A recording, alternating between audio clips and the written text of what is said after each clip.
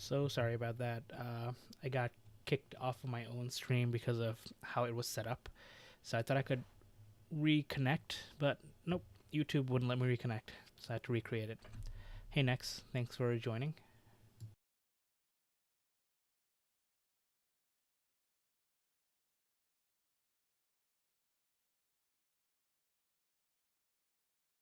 And before I restarted, I was saying that we are looking at the Jellyfish Nebula here using the SV Bony 80mm apochromatic refractor. And I'm going to be starting the live stacking with SharpCap Pro real soon.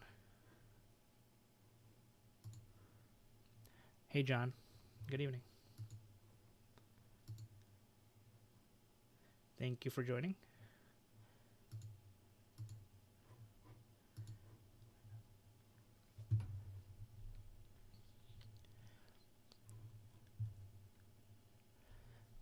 I have 26 frames already.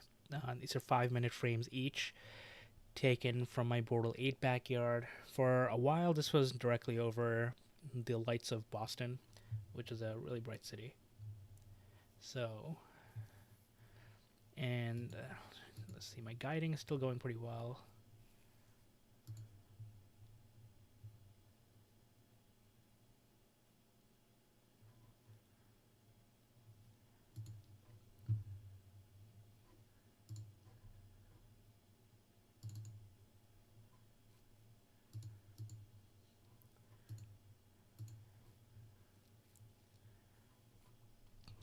Connection's a little bit slow, but it should catch up soon. There we go. Yeah, my guiding is pretty good tonight. I'll go back to Nina.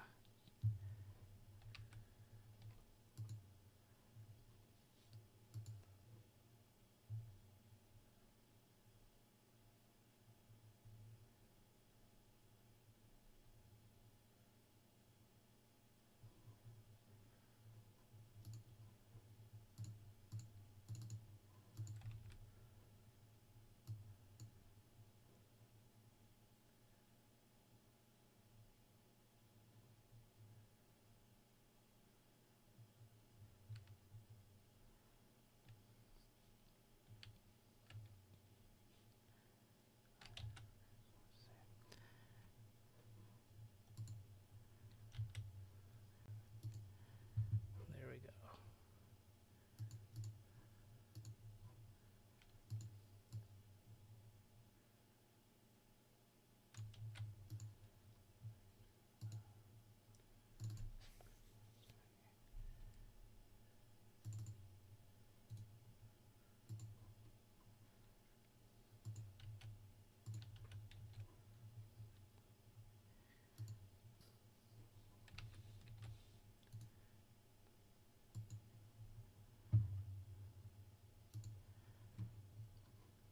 All right, let me open up SharpCap. So I already have it open, and I'm doing folder camera monitoring. So in this folder here, I have images of the Jellyfish Nebula that were brought over from my remote PC, and those files are. I'll pull it up. I might actually change the display so that it's easier to see on the stream. So I'm a little bit unprepared.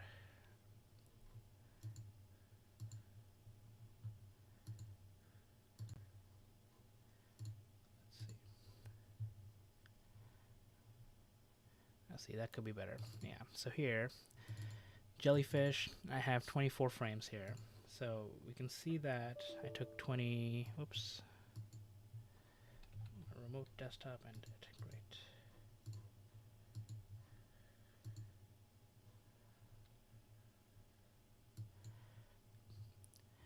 Hey Vato, I'm using a CEM40. I will, I think I have a picture somewhere. Give me 1 second. I'll find the picture.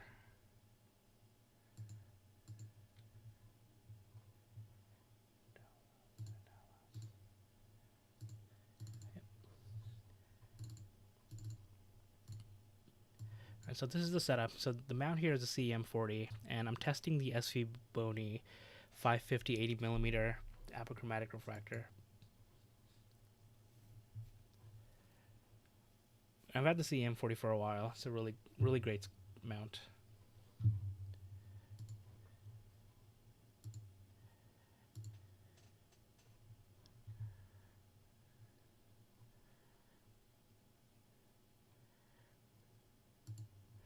All right, back to sharp cap and live stacking. So I already have everything there. So now all I need to do is press play, and it should be stacking each of these one by one.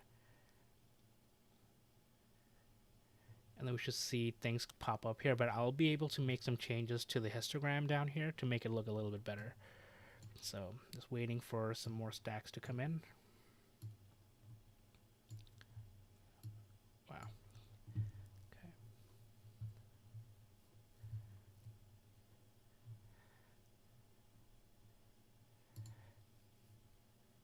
There we go. So I can do an auto stretch here. You can see a little bit of the jellyfish nebula here. And these are going through our airplanes. I am not using any dark frames, but it should be rejecting these, but it's not. But let me see. I should be able to. So sigma clipping, sigma threshold. Let's see. All right, I'll remove satellite trails. I think I restarted, but it's interesting to see an airplane go right through the jellyfish nebula here. So what I'm going to do is I'm going to pause. I'm going to go all the way to the back. I'll clear. Clearing the stack so that I can restart it. There we go. And then I press play again.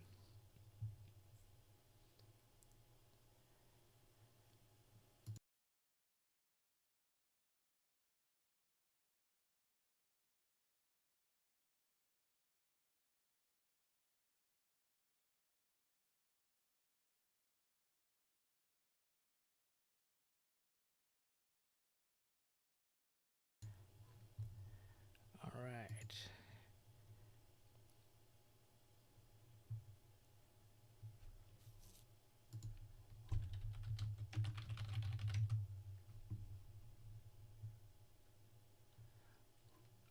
I had to look up what the WD-20 was. I guess it's the Warp Astron, right? It's the new strain wave mount.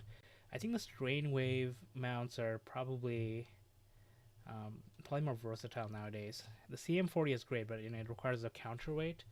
But if I'm not mistaken, the Warp Astron is a strain wave mount that you can go quite a bit without using any kind of counterweights, which makes it a lot more portable. But I think they're both great mounts. I've not used a strain wave mount yet. I would like to one day. Hey Beverly. What's Nina used for exactly? Yeah, Nina's used for control. Still didn't get rid of the airplanes. I think I'll just deal with it. Let me reset this. Do this.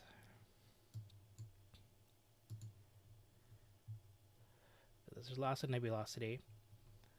I might be able to reject the frames myself later.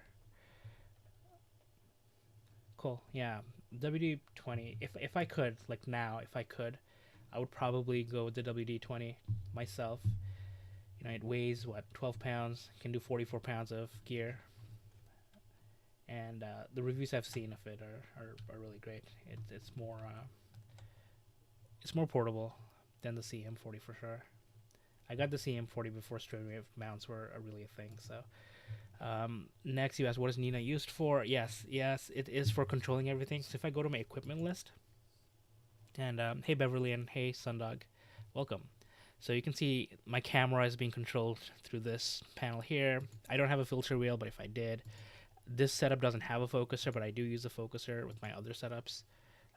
Don't have a rotator, and my mount is controlled here. So this is it's connected to the Ioptron commander, which is what controls the mount, and I can control it here, but it's all happening automatically.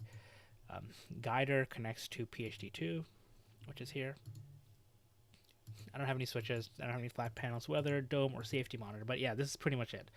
So in the sequencer, I can say like here, like for example here, find me jellyfish nebula, and then it'll slew and center to it. It'll take a picture. It'll figure itself out using plate solving, and then it'll start guiding, and then it'll start taking 300-second exposures, and it'll take 48 of them. So it's pretty neat. Nina is just one of the many um, control software out there. Ha, I have WD-42. I have multiples. Let's go back to Sharp Cap.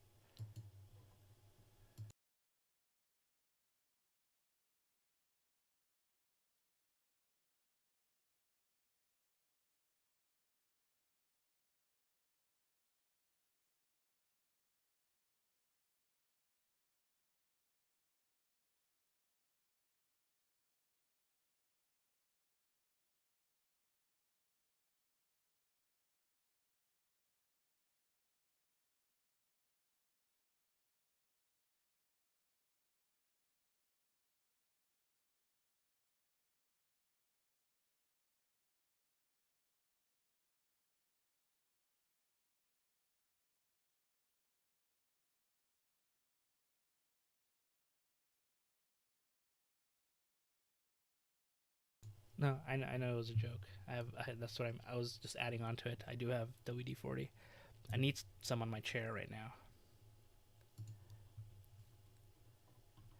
But let's see, sequencer. So we can do a plate solve, and then I can do annotation. But I'm trying to figure out what I should do to redo the sigma low. So I'm just gonna set this to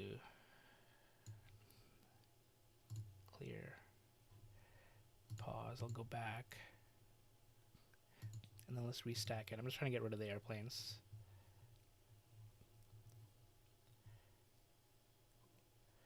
Plate solving is when the software takes a picture of whatever area it's taking, and it can point out the bright stars, and based on what it sees, it knows exactly where it's pointing. So back in the day, like 100 years ago, plate solving was actually done on actual like metal plates. um, the pictures would be taken, and somebody would have to do the math and say, hey, this bright star is here, this bright star is there, where are we looking in the sky? And if you could do that, you know exactly where you're looking, and then from there you can pretty much look anywhere else. It's a way to navigate the sky. It's just made it so much easier for us.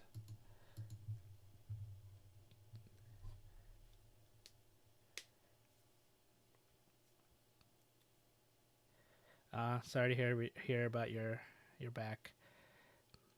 Yeah, yeah, that sucks. Yeah, I think then going for something more portable is definitely the way to go.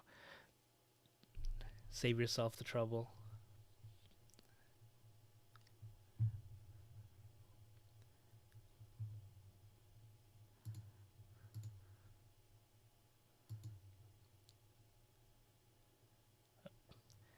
That airplane will not get rejected.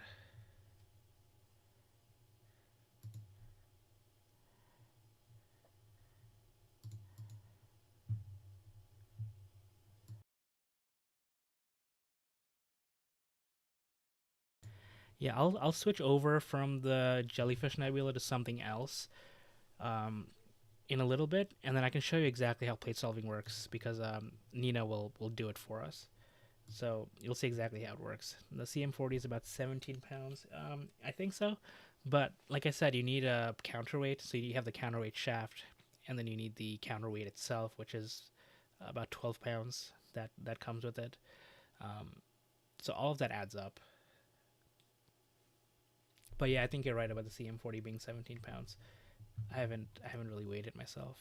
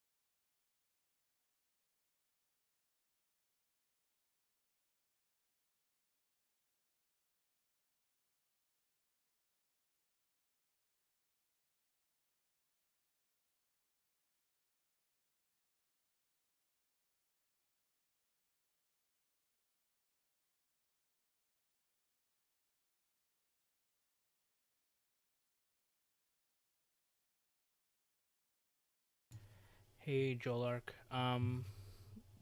What happens here is we are imaging the jellyfish nebula as soon as this starts responding, and then I am live stacking it with SharpCap Pro here. There are a couple of satellite trails which should have been removed with the Sigma clipping, but they're not getting removed, so I'm just trying to figure out what settings I should put that to. Hey Smus guy.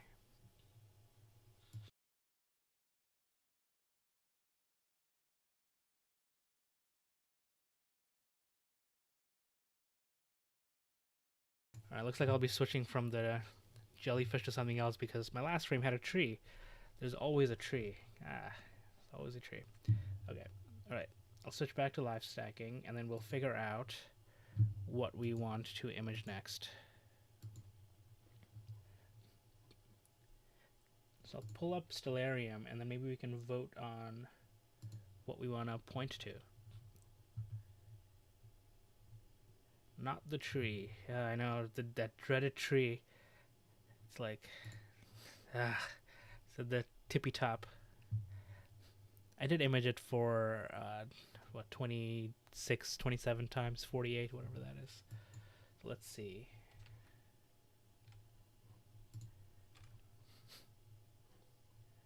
Stellarium.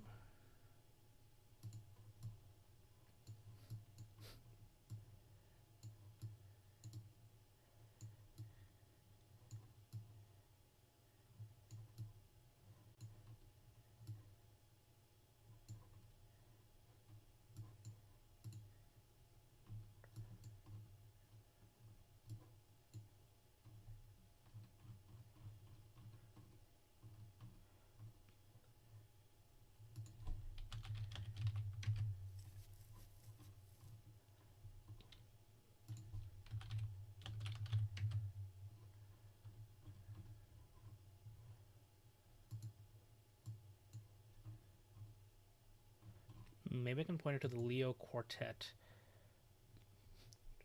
Yeah, trees and the I can't do triplet, so I have a very narrow view. So if I pull up Stellarium, I can tell you that my view, if we're looking here, is from like here to here. That's about it. Maybe a little bit higher, but I can't look anywhere south. So like the triplet would be here, but I think it's actually not even in view right now. Triplet is a summertime object. I think it's M20. But yeah, so I'm pretty limited to here. So I have the Leo Quartet that I can image, but I will need to switch out my filter. So for now, I think what I will do is I will leave the SharpCap live stacking here, which I think looks pretty good. I'll have to stack this later to get rid of the dumb airplanes. The Sigma clipping is not working as I'm expecting. So let's see. So I'll leave this. It still needs to stack a little bit more. And then I'll go outside, run outside. I'll quickly switch the filter and then I'll come back in.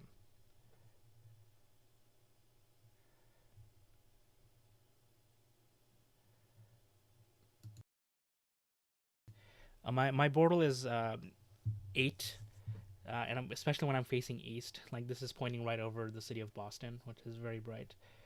But I'm using a dual narrowband filter, so I'm able to see the hydrogen alpha a little bit better. So I'll actually do is I'll clear this, pause this, I'll go back and then I'll restack it, and then I will be back in 3 minutes.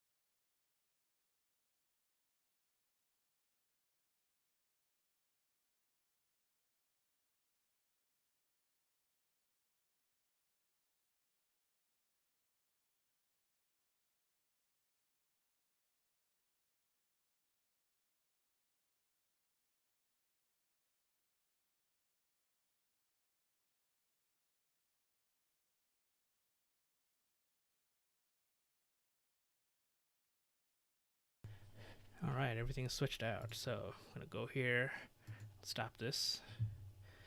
Alright, so we're going to look at how plate solving works. I'll catch up to the chat real soon, but I know a couple of people were asking what plate solving is.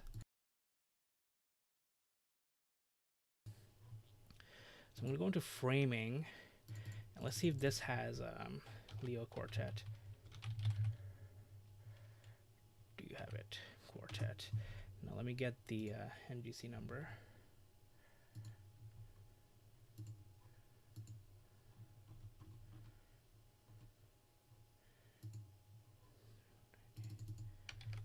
NGC 3190. Okay, let's see. All right, let's load the image. So right now what I'm doing is I am trying to find the framing for where I want to go. So I put in the name NGC 3119. It has the RA, the right ascension and declination coordinates already, and it's now loading the image. So this is what the Leo Quartet looks like, and this has my camera parameter, so it knows exactly what it'll look like.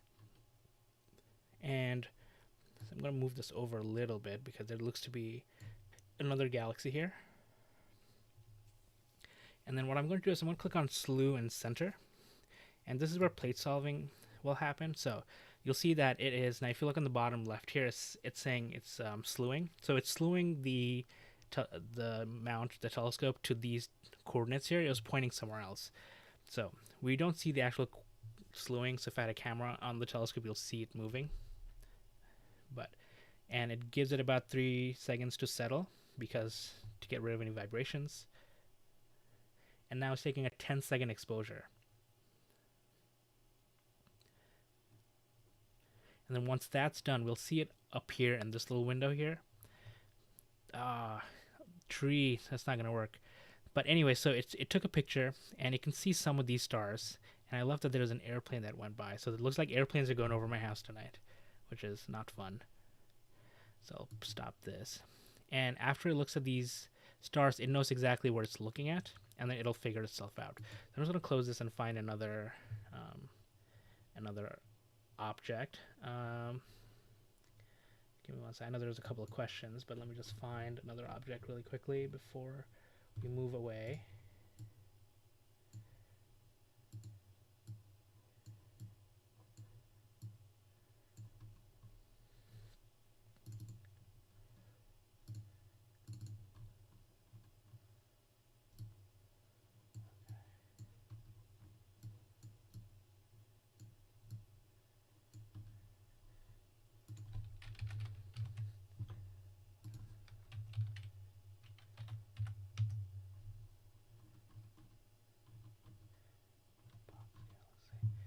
That's going to be too far.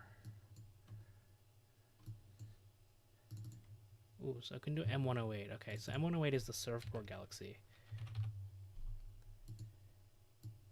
So we'll load image.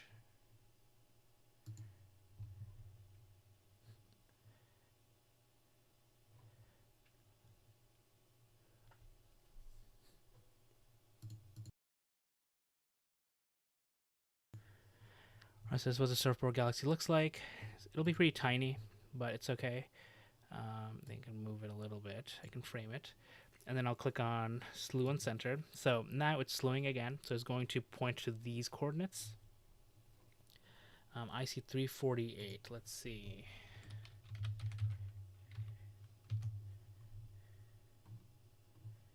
No, it's too far west right now, or too high up.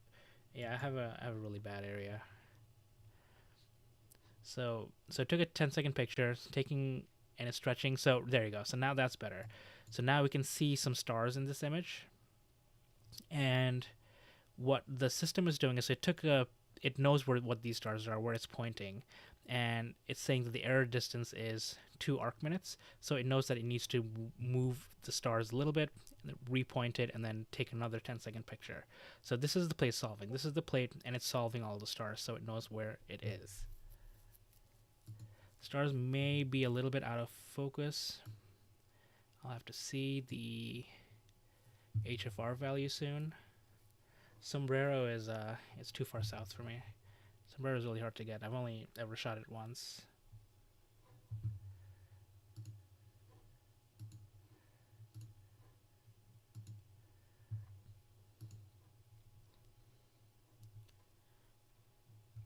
There we go. So that window disappeared because plate solving was a success. So we can kind of see M108, the galaxy in the middle.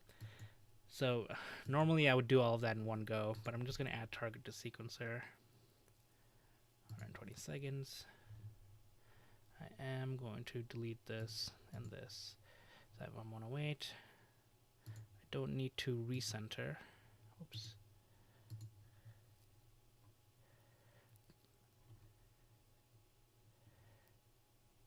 And now it'll start taking pictures. Alright, so while this is happening, I got 2 minutes. I will start catching up to the chat. Let me just quickly make sure the stars look okay. Yeah, stars still look small. I did switch filters, but okay. Alright, let's see. Going back to the chat.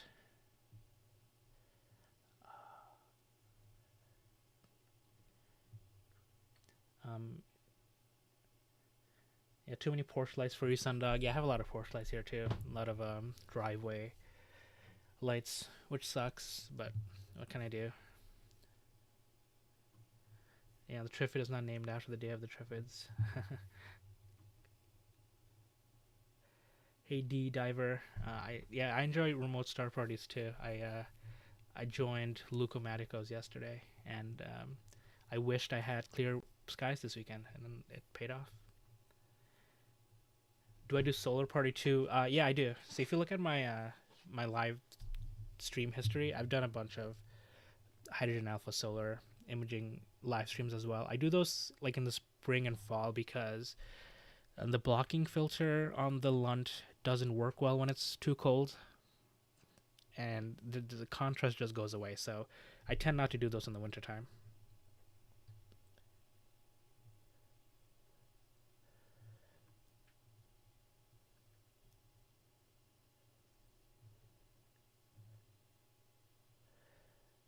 Is the stream frozen? Oh yeah, no, I went out to switch filters. Let's see. Thank you for Beverly. Oh, nice. Yeah. Yeah. People looked at the sun and the moon. Let me show some of you that I know people who are on the Discord have probably seen the picture of the sun and the moon that I took. But let me show it real quick.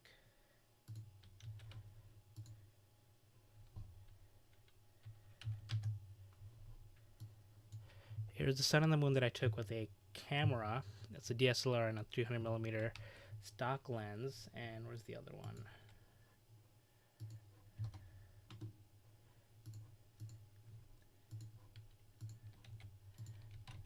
And this is another one where I didn't overexpose it. So you can see a lot of chromatic aberrations because it's a stock lens, but you know, it came out pretty well. You can see some stars here. We can see some earth shine. I'll try and do some HDR edits on this to put this part on top of here. It should look pretty nice. Venus is super bright. This was a really nice view. This was earlier tonight.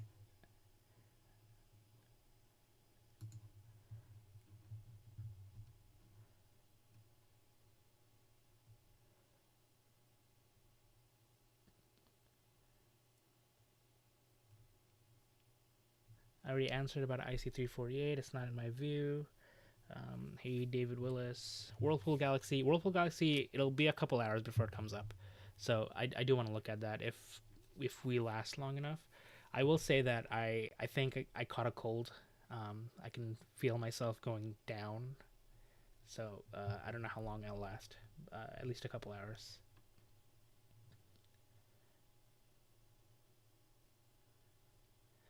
Smas guy said Luco is great. Yep. Luco Manico's he's great. I enjoy interacting with him whenever I can. David Willis asked, "Where am I?" I am a little bit right outside of Boston.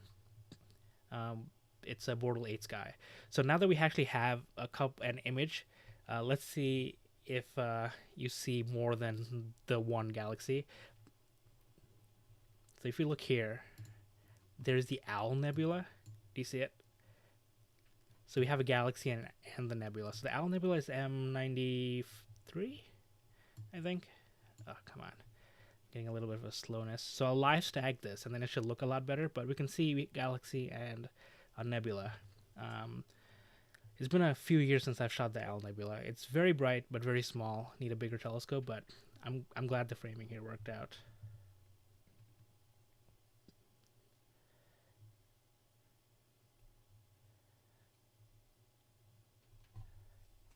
I use Thousand Oaks film as well for solar white light imaging. Oh, cool! You're in Australia. I have a cousin who lives there. I'm hoping to visit them in 2028 during the eclipse. Am I still using the Tube Tech? Yeah, I am still using the Tube Tech, and it does have a sensor dew heater. So if I go to the equipment here, Tube Tech. So right now, this is the driver. It's using the Rising Cam driver. It's all the same thing, and it has a dew heater here, and I have it on strength of 3. I don't really need the dew heater tonight. I don't even have a dew heater on the telescope. The temperature and the dew point is a little bit. They're far enough away that I'm not really worried about dew tonight.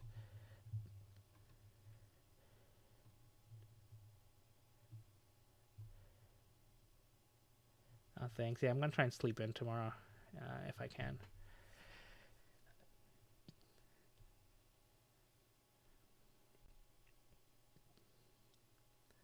Oh, nice. A 10-inch newt is amazing. My biggest telescope is an 8-inch SCT.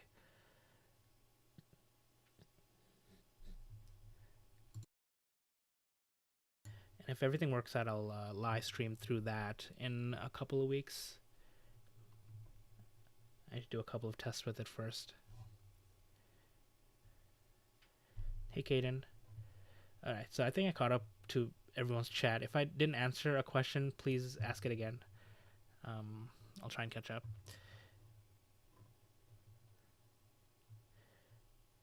Hey, Jesse. The aliens, don't you see one? This is the Owl Nebula. This is an owl alien.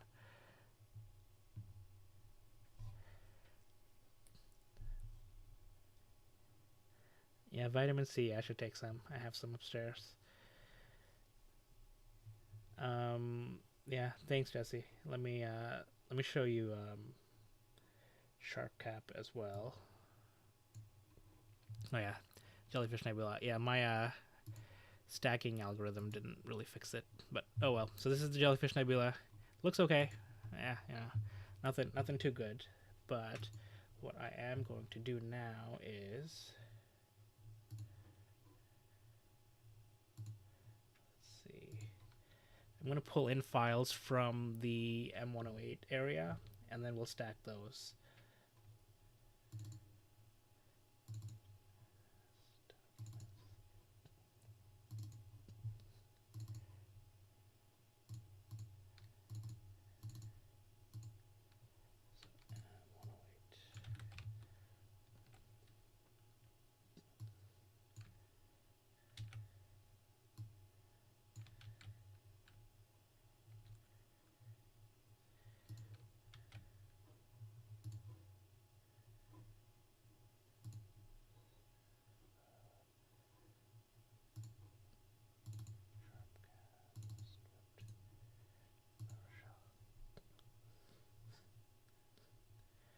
All right, my M108 images are getting pulled in. So is Virgo is coming up. I do want to take an image of the Virgo. The Virgo is Virgo up. Actually, I'm not sure. I think Virgo is not yet up. It's gonna be up later. I was thinking about Leo because I know Jesse is taking images of the Leo triplet, which I kind of wanted to do at some point tonight. So thanks. Yeah, it does look pretty good for last stack, right? If only I could get rid of the airplanes. Sharp Cap is not cooperating there, but yeah, it's pretty good.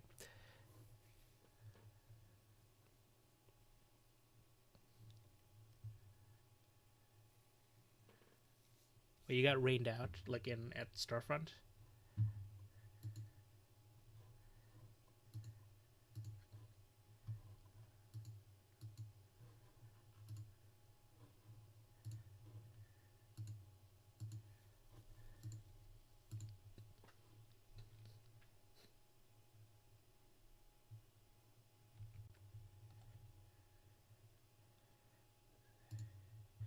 I'm sorry.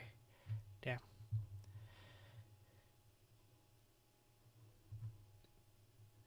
At least you got something, and you know what it'll look like. You'll get more data on it later. But for now, I am here. I'm just going to change my source. I'm actually going to just pause this, clear this, pause this, get rid of all, get rid of it all.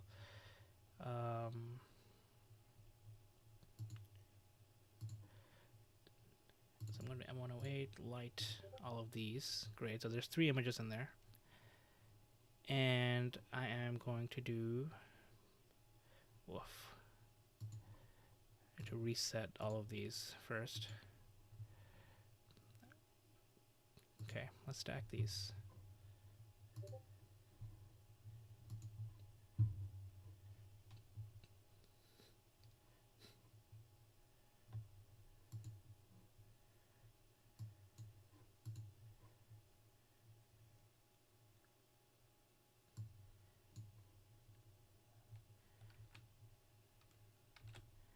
Hey, Kaden, I know you're messaging me on Discord. I'll take a look at it later. And I guess I can ask you here. Send me a screenshot of your code change, so that I can compare it to mine, and then I'll take a look and get back to you.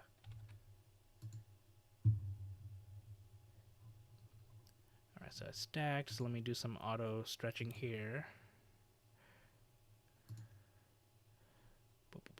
It's too much.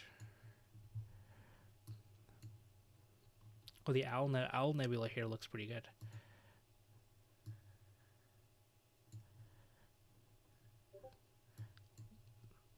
This M108 there, and then Owl Nebula is like here. Look at that. Looks pretty good.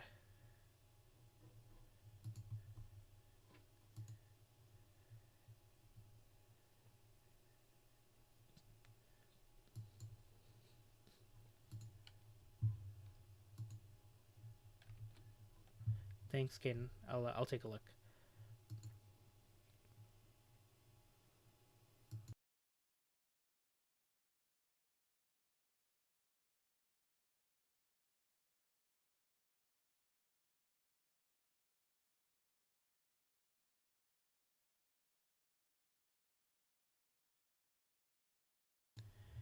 Hey, Brian.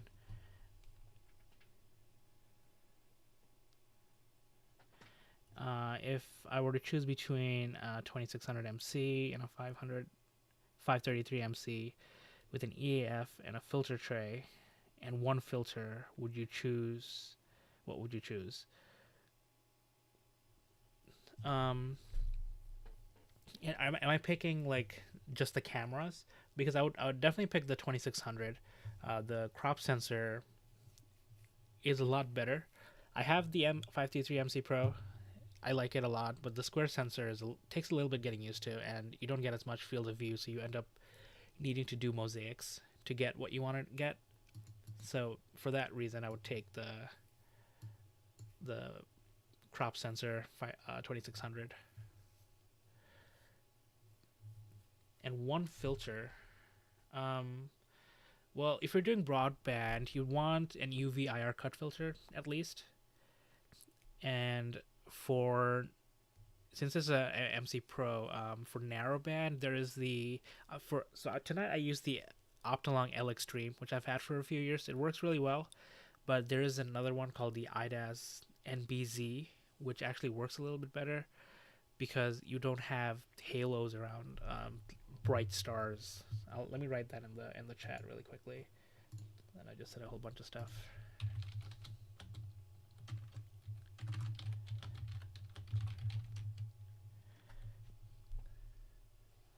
Oh, either the 2600 or the combo. Oh, so I guess it's because of pricing, right?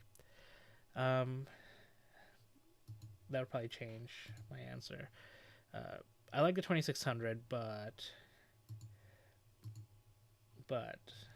um, the EAF and the filter would probably make things a little bit easier for you. You don't really need an EAF unless you're doing remote imaging. Like I don't usually use an EAF all the time. Um, in that case, I think the 533 MC Pro with the other stuff is probably better to get started with. You'll thank yourself later on once you get used to the EAF and the filter, and then you can always upgrade to a 2600 later on. But if you were to get the 2600, I would still recommend. Oops, I got kicked out.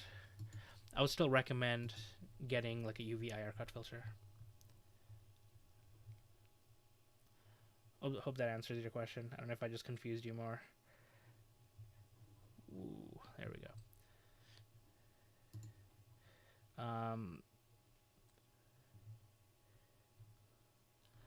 How do you remove the noise in the image? So you can take dark frames to remove the thermal noise, but the noise we're seeing here is just an auto stretch noise, so it's not really like when we stack this later on, they'll get averaged out anyway. It's not something I worry about. And with the live stack, I can probably do a little bit better with the. If I had a dark frame here, it would look a little bit better, but I don't, which I don't really care about for live stacking.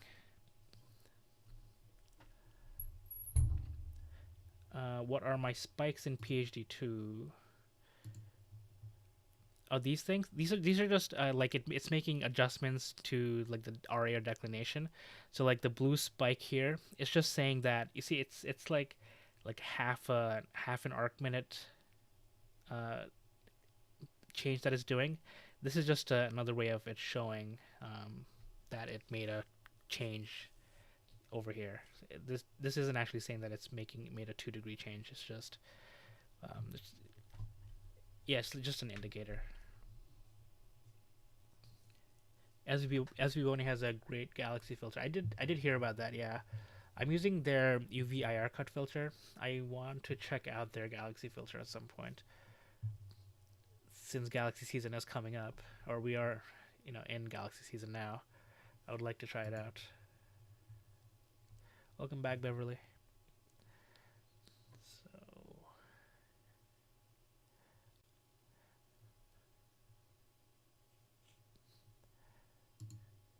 yeah, so like those spikes here, it's just the corrections lines. Like I can hide them. It just helps me to see that my mount needs more corrections in RA than it does in declination, because you can see like there's one deck here, but about a dozen RA corrections. Yeah, I agree. Yeah, and I am using their telescope. I think somebody asked what telescope I'm using. This is the SV Boni 550 80 millimeter apochromatic telescope with their flattener. I'm using their filter drawer and their guide scope. So I've been using their stuff for a while, and they have gotten a lot better. And I have a UVIR cut filter in there. Let's go back to SharpCap. It's having issues stacking, so it happens because I'm trying to grab these files from a remote session.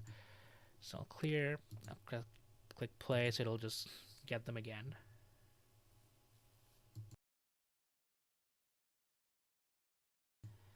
Yeah, I agree, and the quality of their optics have also gotten a lot better over the years. I've tested one of theirs maybe 6 or 7 years ago. One of their doublets. It had a lot of chromatic aberrations, but now they've gotten a lot better with their optics. They use FPL 53 glass and everything. Let's go back to the beginning, and then it'll stack. Forgot to do that. There we go. We have our stacks coming in. As you can see that as the number of frame stack gets larger, these will get brighter. The noise will also start to go down, as we get more signal to noise ratio, better signal to noise ratio.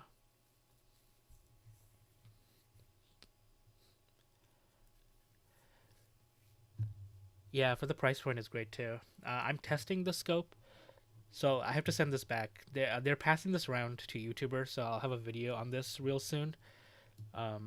And once I'm done with it, is going to the next YouTuber, so I don't get to like keep it or have an option to buy it.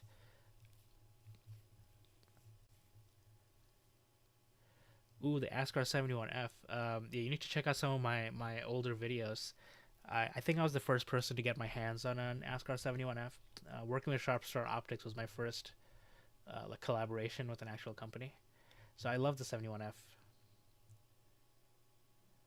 Yeah, and it's yeah, the quality is amazing. I'll post video links to both of my 71F videos. Um, I've done a couple of live streams through them as well.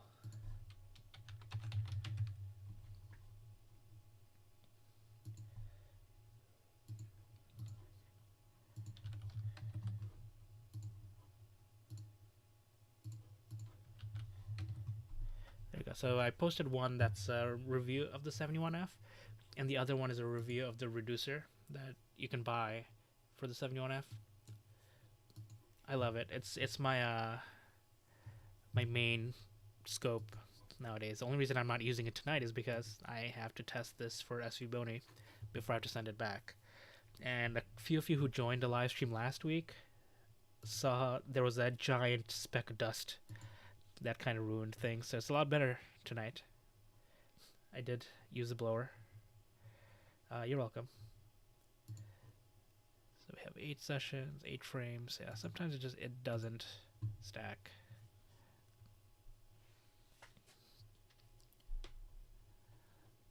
There we go.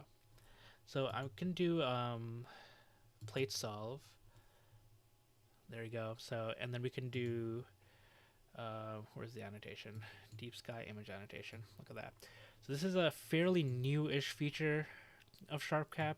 It's still like a year old, but look at all the stuff that's in this view here. So we have M97. I was wrong. It's not M93. It's M97 Mag 9.9. Then we have M108.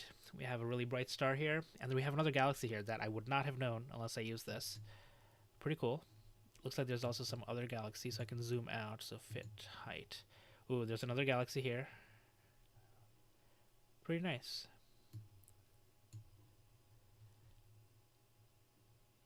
Yeah, anytime. I'm trying to get them to let me test some more scopes. The 71F is the only ASCAR product I have, and I love it. This is a magnitude 15 picked up with this. This one, NGC 3517, doesn't have a magnitude listed. Oh no, it is. It's 14. Oh, it's just really low, but cool. We can see nearby objects. Hey, Jim.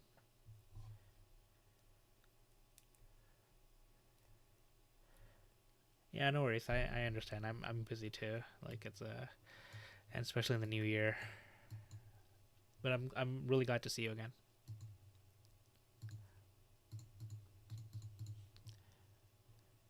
Cool.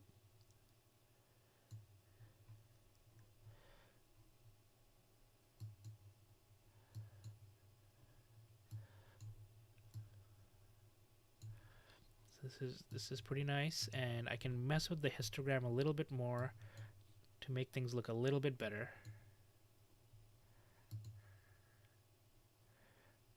This is M108. There was a supernova here in 2023. That's pretty nice. Oops, did too much there.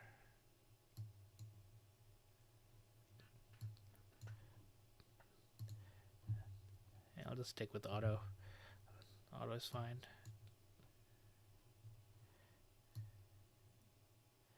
This is a satellite trail. I don't know if that translates well into the stream.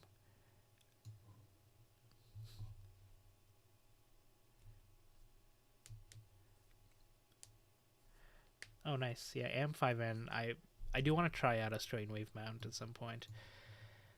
I do want to get an AM5N at some point. Don't know when.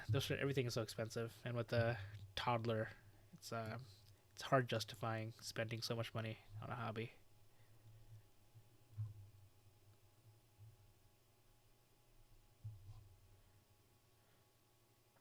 Oh yeah, yeah. Did you end up getting a Lunt? I forget if that's what you were asking about. I do vaguely remember that interaction before the eclipse. Is a 50mm guide scope on a ISI 290 too much when paired with the 71F? No, it should be fine. So like I use a 60mm guide scope, On mine, it's fine. It'll be okay. And I use a TubeTech 2600 as well. So I'm just gonna pause this and go back and let it stack again.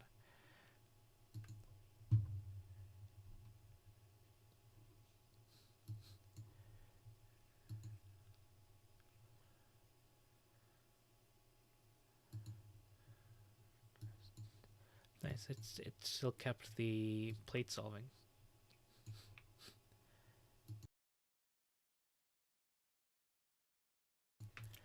Oh, cool. Yeah, I don't think you can go wrong. 50 millimeter will give you better resolution. Um, 40 millimeter will let you save some money. But they're both pretty similar. The 40 F Lunt 40 is a F10. The Lunt 50 I think is an F7, I believe.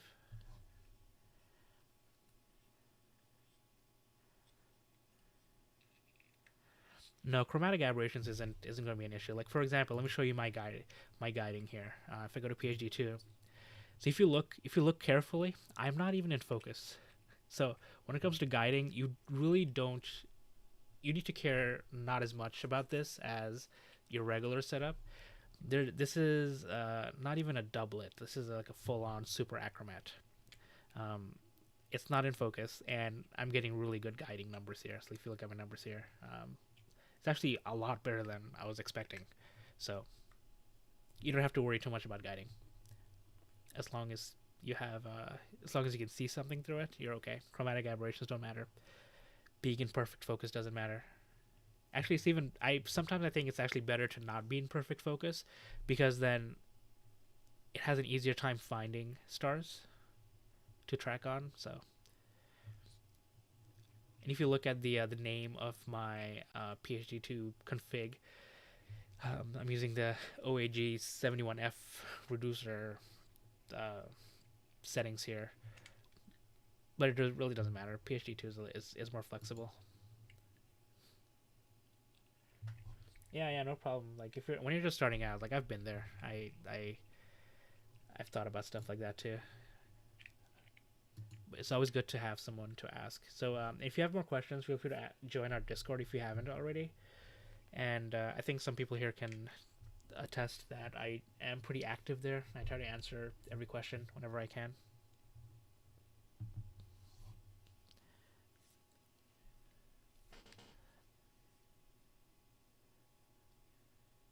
An ELP camera. I don't think I know what that is. I'll have to look it up. But if your PhD graph is all over the place, are you polar aligned properly? It could be that um, polar alignment, getting a perfect polar alignment does help a lot. Hey, Richard. Welcome.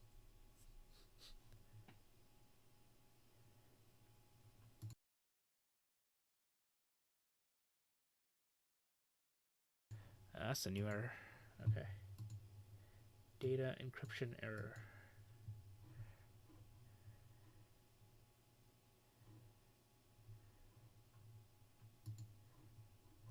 It's okay. Good thing I'm live stacking. Yeah, thanks for confirming, David.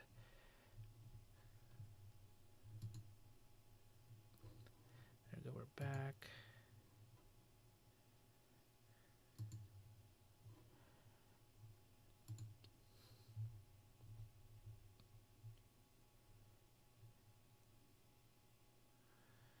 Yeah, not being able to see Polaris is pretty hard. I use an iPolar, so the CM40 mount comes with iPolar, which I'm really thankful for.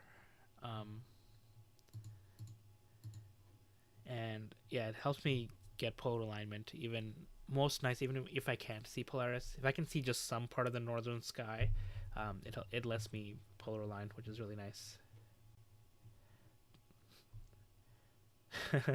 It's yeah, it's hard to guide on the sun. It's hard to do polar alignment in the daytime. There are a couple of apps you can use to help.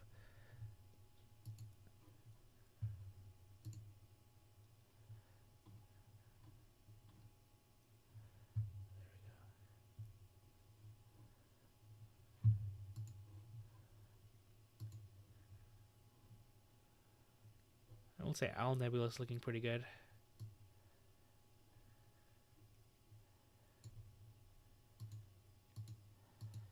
There's a little bit of vignetting here. I think it's just how live stacking is working without any flats and darks here.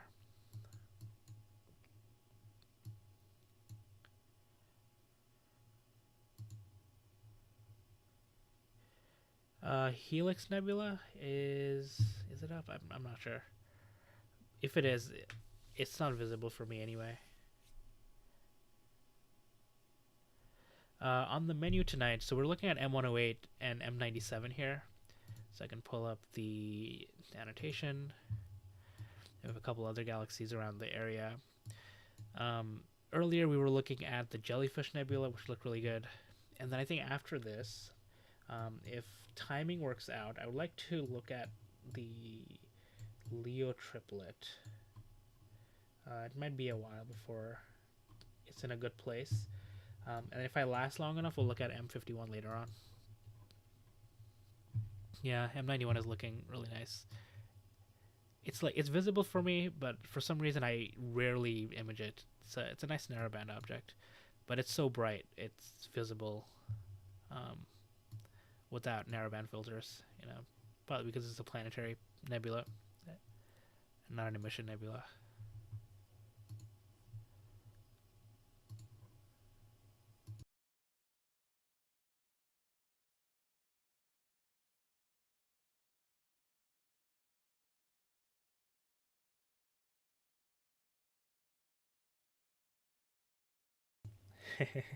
Yeah, clouds are everywhere. Are those dust spots on the sensor or the lens? These things are they're probably on the sensor. They could also be on the filter. These are pretty close to the sensor itself. Yeah, there's a lot of them. So if I stretch, but when I take flats, they'll disappear. But when I stretch this, I'm actually gonna zoom into the Owl Nebula. It actually looks pretty nice. Yeah, cool. I can see the eyes.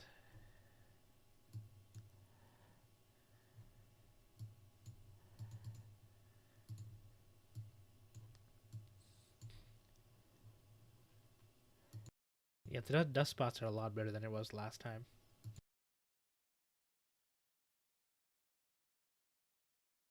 No, I'm not using any calibration frames here. So this is just stacking light frames. I will take all of these frames. I do have dark frames that I'll probably use later on. Use flats, use dark flats probably. That's what I like using instead of bias frames. And then stack all of these. So I'll post the results both in the Discord server, and it'll also go out with the telescope review video.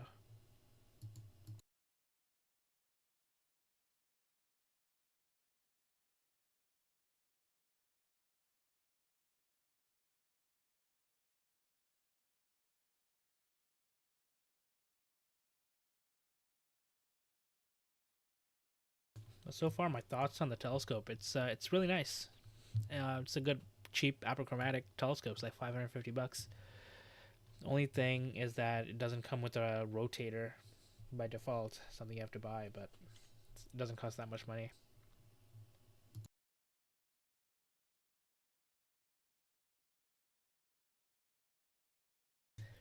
Don't tell SV Boney this, but the Ascar 71F is still my favorite.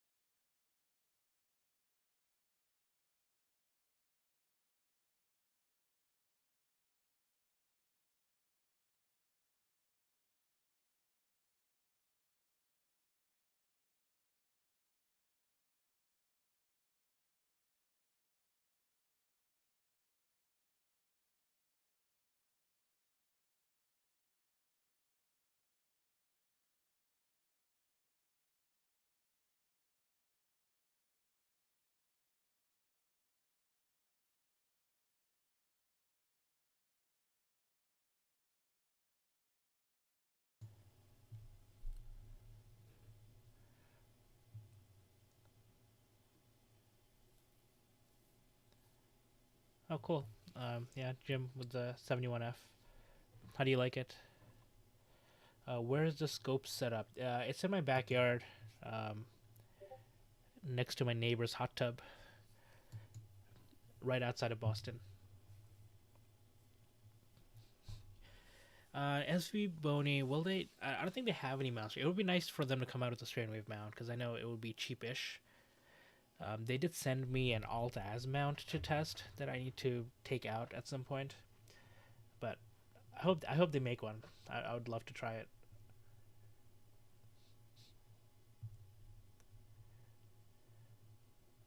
So-called M42 Pleiades.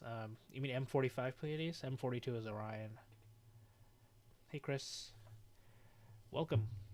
I'm happy to provide a stream that people like. I like doing these on Fridays or Saturday nights. I can go longer. The last few good ones all happen on a Sunday night, and then I have to wake up early for work.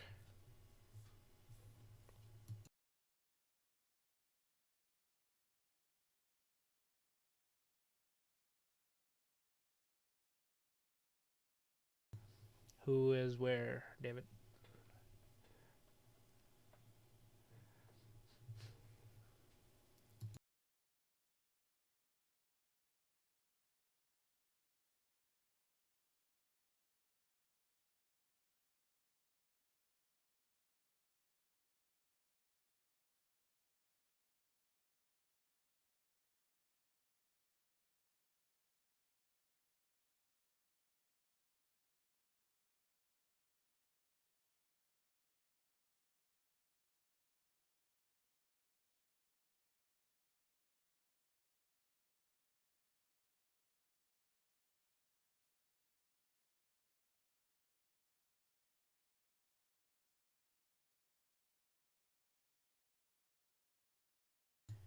Yep, I'm right outside of Boston, in Arlington, Mass, to be more specific.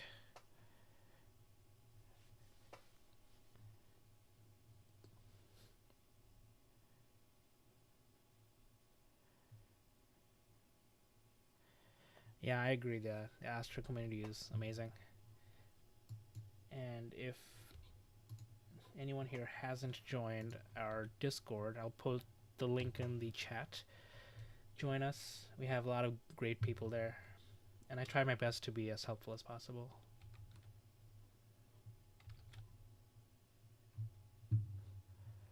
Oh, I love Mike's pastries. Are you wait? Are you a local? Hey, Uzi Games, NDC 2359. Cool.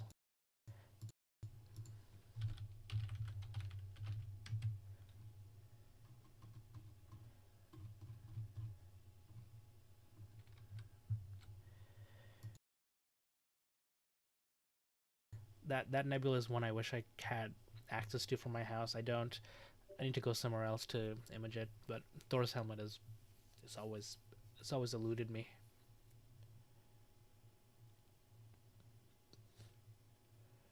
Oh, cool. From Wellesley. That's nice. I used to live in Ashland, which is pretty much right next to Wellesley. I used to drive through Wellesley to get home and to work. My old dermatologist was in Wellesley. Small world. Yeah, it's very cold. Dress warmly, Bev.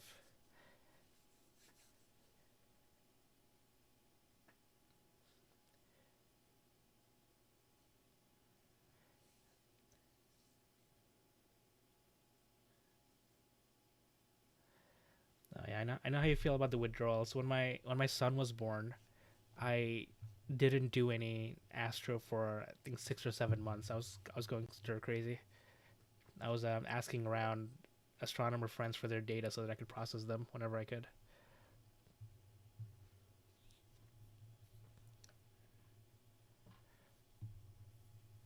Oh, cool. Gloucester. I'm a native of New York City, and I will admit that sometimes I don't know how to pronounce some of these names. I know it's pronounced like Gloucester, Gloucester, Gloucester. Worcester was the worst. Worcester, but I've been living here for 10 years now. I should get used to it. My wife is a native Massachusetts, and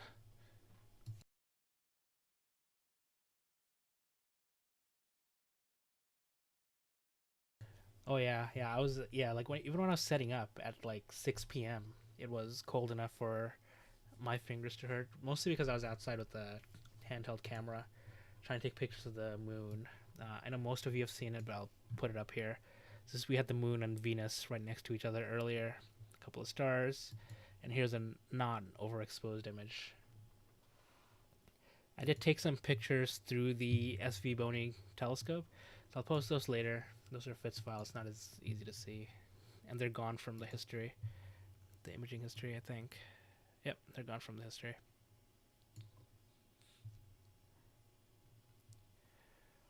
Woof, 0 degrees, -9.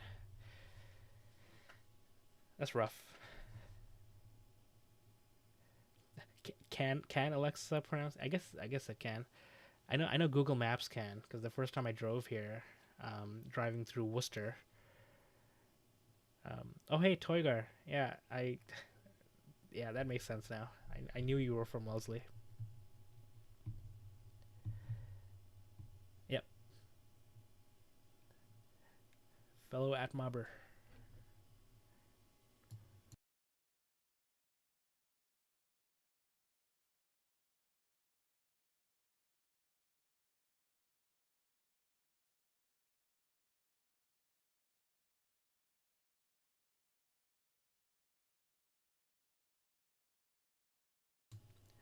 I'm supposed to be giving a talk at the next AtMob monthly meeting, but I'm not sure when that's happening. I didn't get an invite, and I don't see it on the calendar.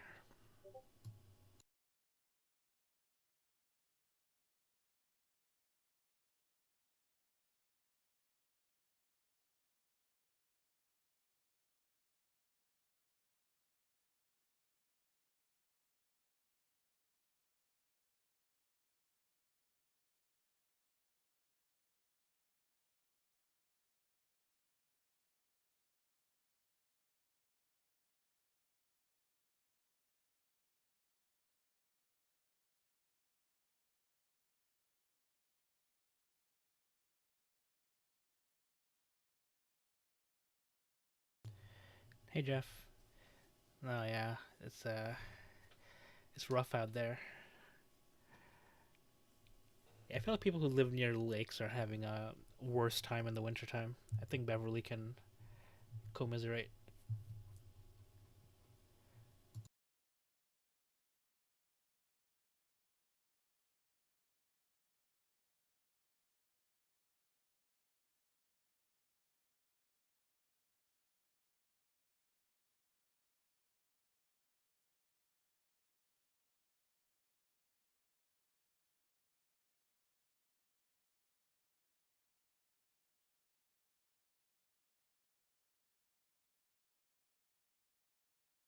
All right, put up a friendly little poll to see which one of these objects people like more.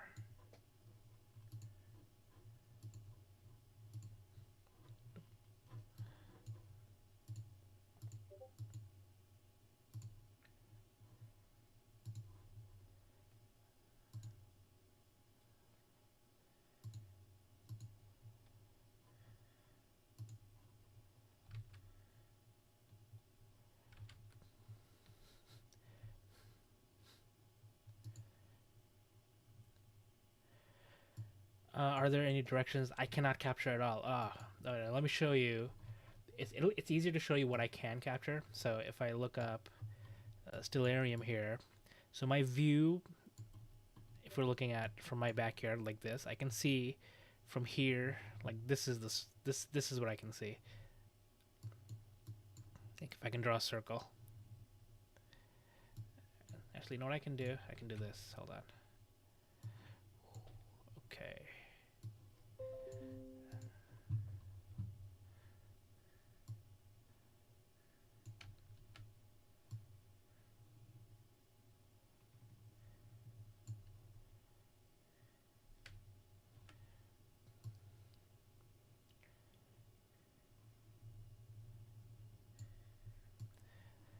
There you go. This is what I can see. That circle. It's sad times. So I can't see anything down here because neighbor's house. I can't see anything over here because of trees. I can't see anything over here because my house. And then anything behind me is tree and neighbor's house. So sad life. So anything that goes here, I can see. So like eventually, like the Elephant's Trunk Nebula M39, all of these in the summertime will come around here, and they'll be visible for me. So yeah, a lot I can't see. I do want to move to a place with a wider yard one day.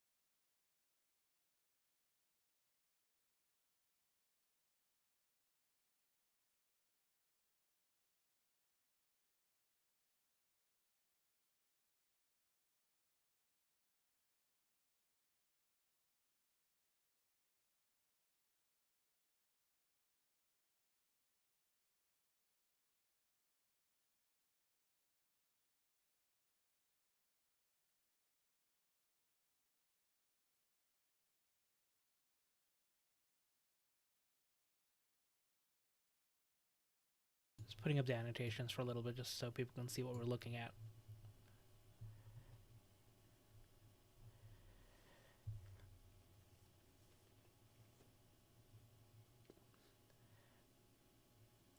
Yeah, I should do that too with Stellarium. I had it a while ago, and then I had to reset stuff, and then I lost it. Um, I was hoping the next time I needed it, I would be in a different house. That didn't happen. You're from the doublet cluster to most of the south from backyard and some of the north. Oh, cool. So like between you and me, we can see um, almost all of the sky. We need two more people to see the east and the west.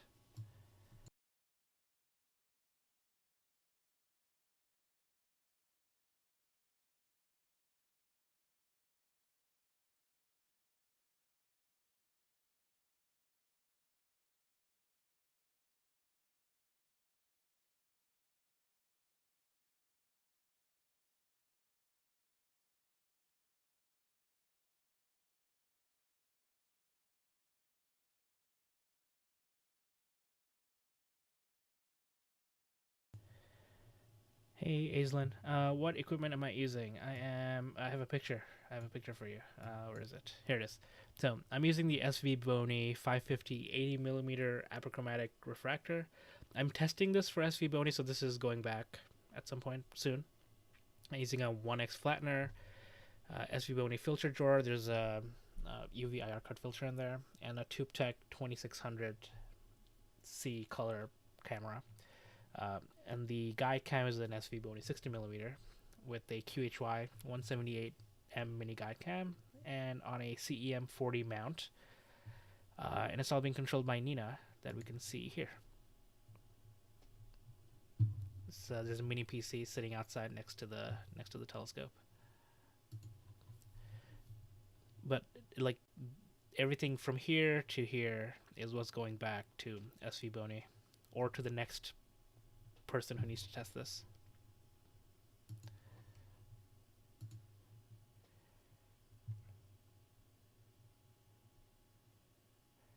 Yep. You can take a picture of outside, and there's a way to add that as the foreground.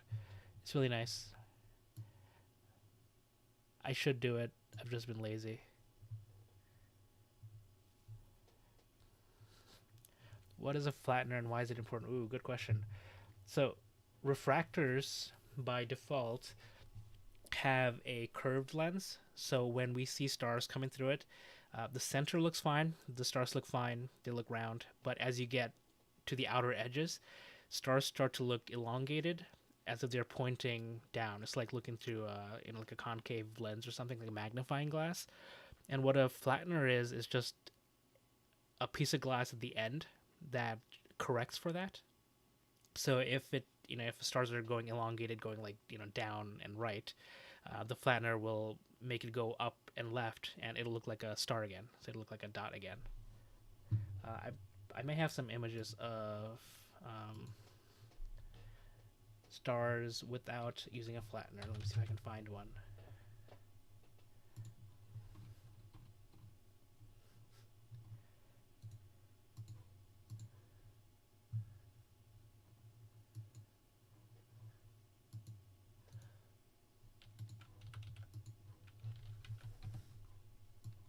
Yeah, like this image here was taken without a flattener. It's not that easy to see. This was a while ago, so this is M13.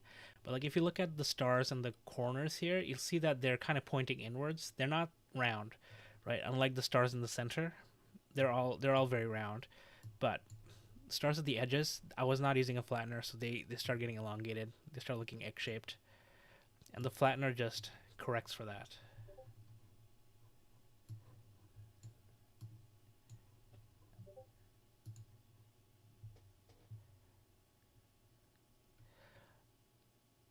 Yeah, no problem, Aislinn. Oh, and the other thing about flattening is that like on reflectors, it's called coma. So you might see sometimes people showing a coma corrector. It's pretty much the same thing, based on how the stars' shapes are looking around the edges.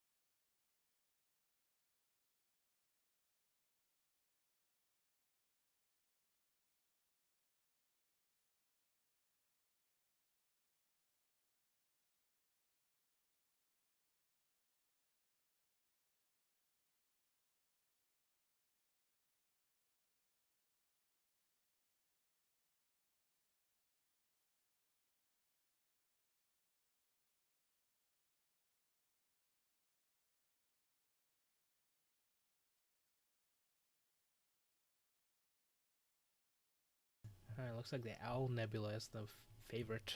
It does look cool, even though there's probably thousands of nebulae in M108. You can't really see them.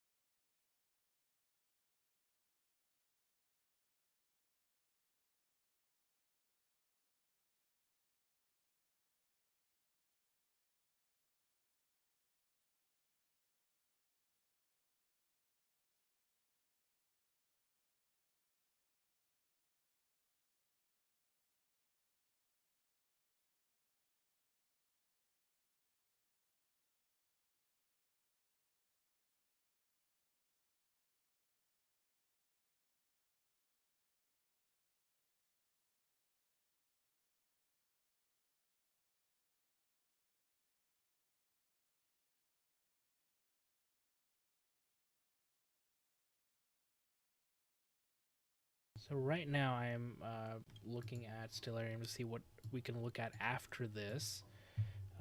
The two options I'm looking at are the Leo triplet and maybe M106 or Tiger's Eye Galaxy, which is NGC 2841. They're all pretty small, but I think the Leo triplet would look the coolest. But I don't currently know if it's going to be behind a neighbor's house. I will need to go outside and look at where Regulus is and see if I can find it. Is SharpCap automatically putting identification on the objects? Kind of. So like before this, I can do this. You have to do tools and then do plate solve, and it does a really quick plate solve. And then once you have that, you can do tools and then deep sky image annotation, and that's automatic. Uzi Games, are you planning on bidding? Yeah, I am. But I don't actually know how I'm gonna get it shipped here. I contacted a couple of shipping companies in that area. So far, no one has responded to me. So I don't really know. It's a little bit different from OPT where they had recommended shippers. This one doesn't. So yeah, I'm not sure. I want stuff. It's a little bit sad seeing Orion and Mead go this way, but yeah, I kind of wish I lived in California.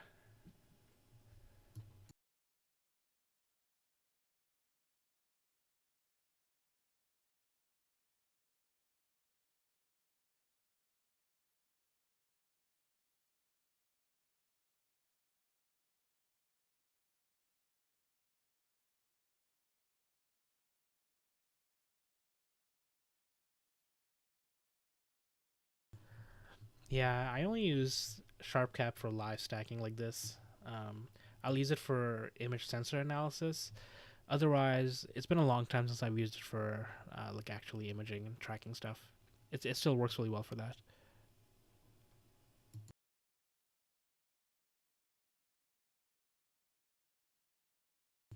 Yeah, and the annotation pieces, I think it's only like a year old, year and 2 months old. It's pretty new. They didn't always have it, and I believe it's only available in the Pro version.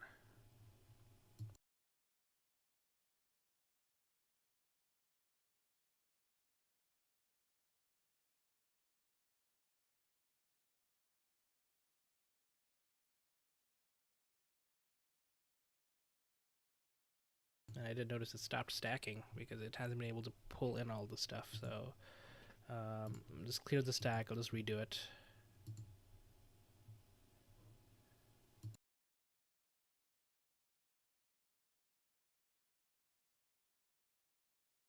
And while this happens, I'm going to quickly run outside, take a look at where Regulus is, and see if I can figure out where the Leo triplet is. And then I'll be back. So I'll be back in a few minutes. Feel free to submit your questions in the chat, join us on Discord, etc.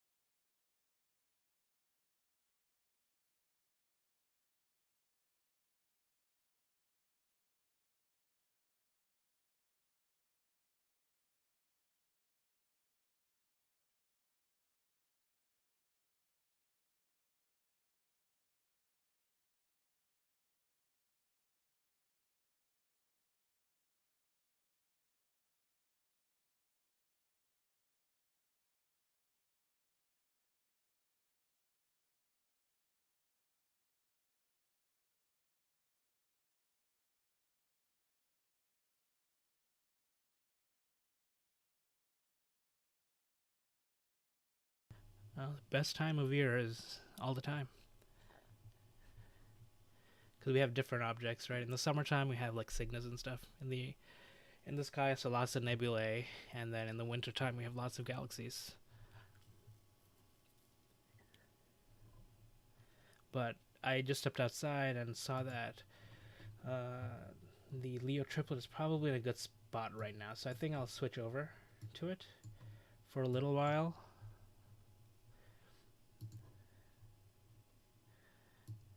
And then we can come back to M108 later. So I'll actually let this finish.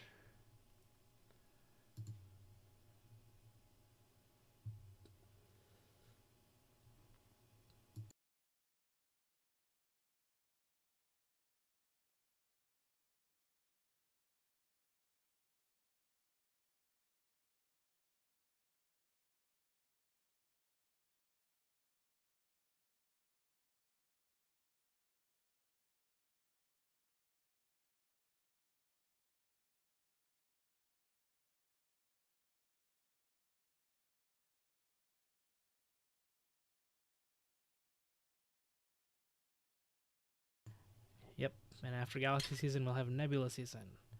Yay. Leo triplet. Oh, no, it's not an object. What is the, let me see. It'll be M65, that's right.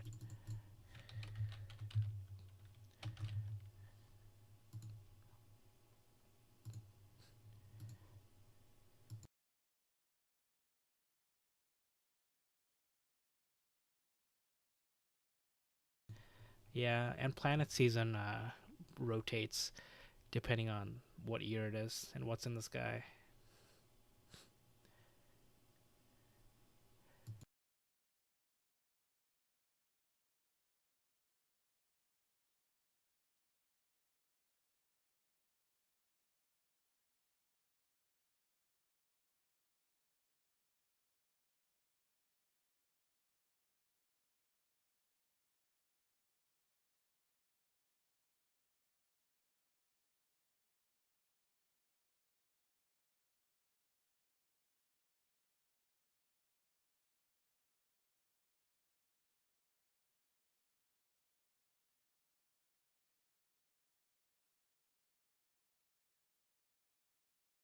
Yeah, I think we feel that way about some of the southern stuff, like the Carina Nebula, LMC, LHC, Crab Nebula, not the Crab Nebula, the Tarantula Nebula.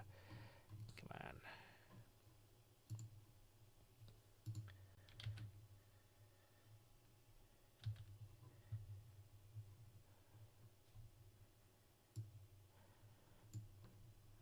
Getting a little bit of lag from my thing in the backyard. I do notice that whenever it's cold, it's the Wi-Fi is a little bit wonkier.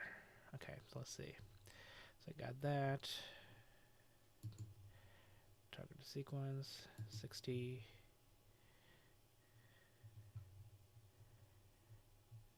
Yeah, I would love to switch places. I'm hoping I can go in 2028 for the solar eclipse. Australia's getting 4 in 10 years. It's crazy, or 4 in 12 years.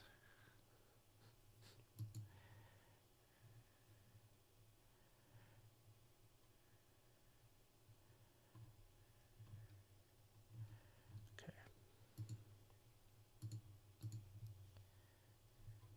All right, and once this exposure is done, I'm going to. So is it dithering? I'm going to stop this and then go over to M65. Yep, it's dithering, so I'll stop that. So I'll pause this. We can come back to that later. And then M65, I have slew and trigger, blah, blah, blah. And I'll press play. So now it's going to slew to M65.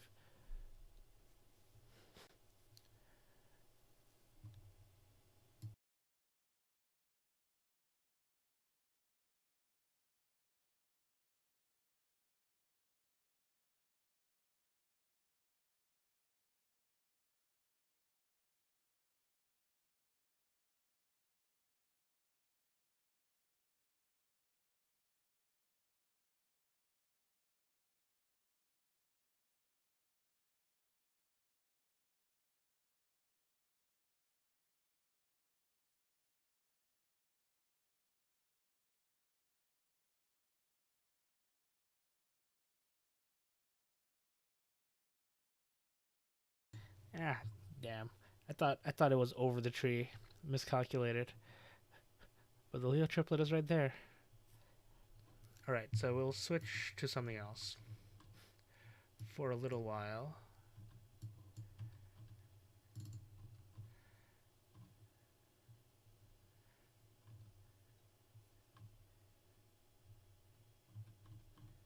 Let's see.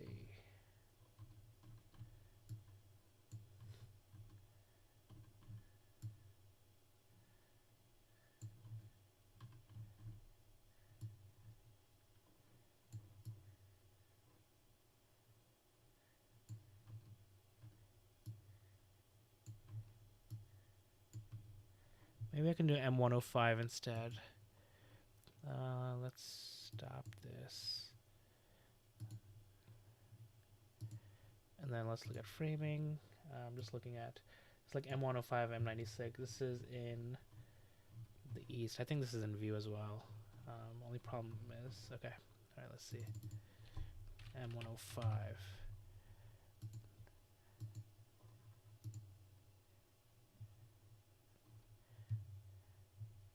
Yeah, the snow hasn't been too bad in the northeast here either, which is kind of not good in terms of climate change. Look at all these galaxies here.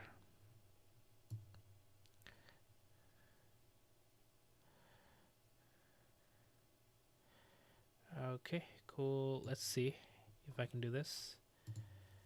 Sequencer 60 M105. All right, let's do this.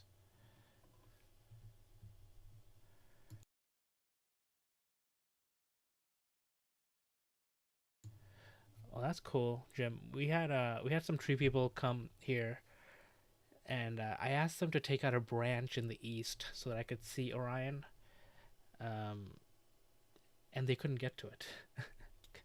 So I have a better view than I did a month ago, but it's still not amazing. Oh come on, the tree is also here. It's like it's not terrible though. It'll go away much faster, but we can see some of the galaxies here. So I think I'll keep this. Maybe I'll wait 5 minutes before I start imaging.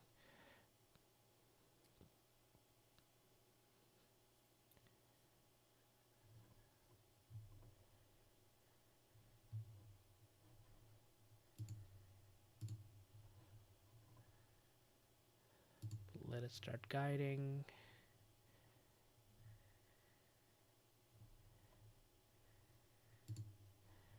Okay.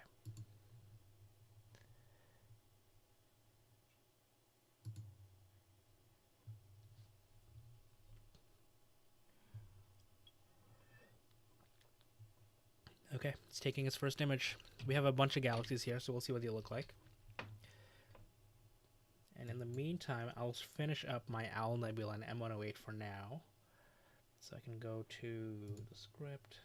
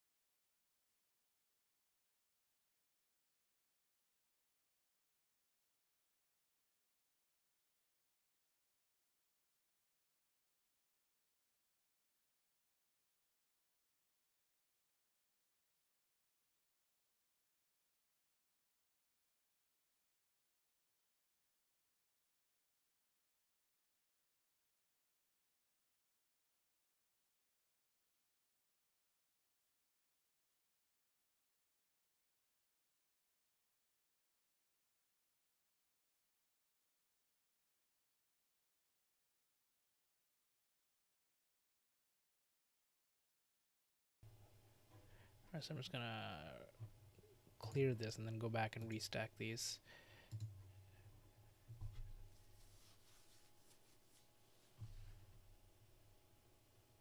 Oh, nice. How did that look? It's been a few years since I've done Markarian's chain. I did it with an AT60 a while back, and with a reducer, it caught most of it. So I bet with the S50, it got a big chunk of it. Similar field of view, I think.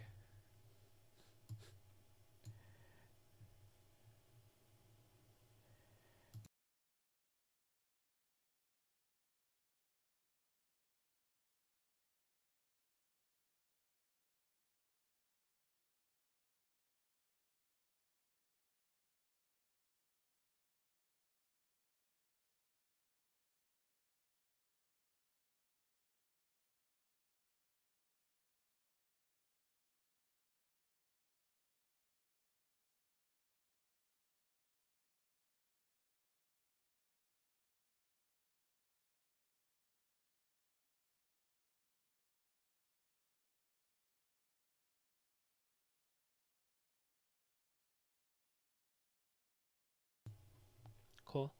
And galaxies are some of them are bright enough that you don't need too much integration. Like M108 started showing up after a couple minutes.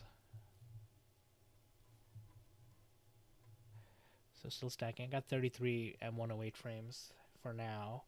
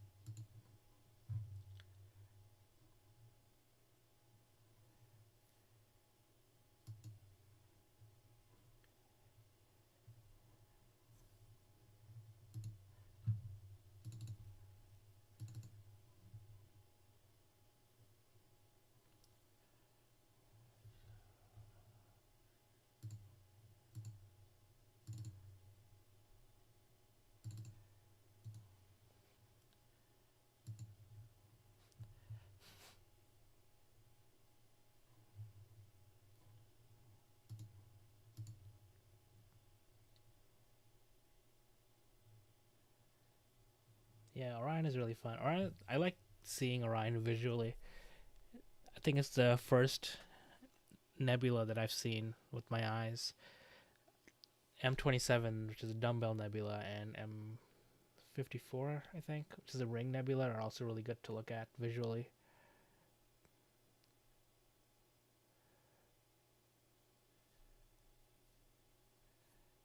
Oh, nice. The Askar 180 millimeter. That's the focal length, right? Not the aperture.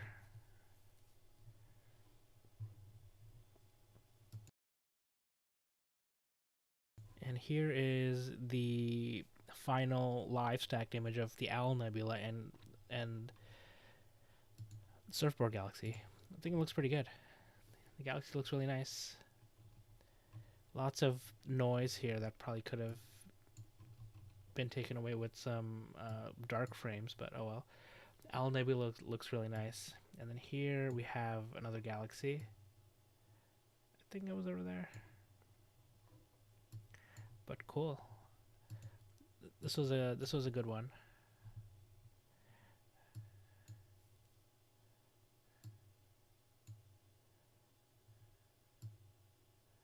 I can mess with the histogram to make it look a little bit more interesting.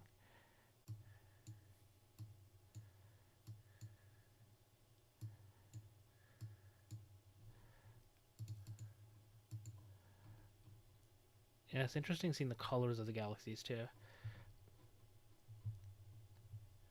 Oh, cool. Yeah, 180 millimeter focal length is a little bit better. Because I know Askar has a 185 millimeter aperture refractor, which is super expensive. The Owl Nebula looks really good. Like we can see some of the red around the galaxy, or sorry, around the planetary nebula. Looks cool. I will take a screenshot of this.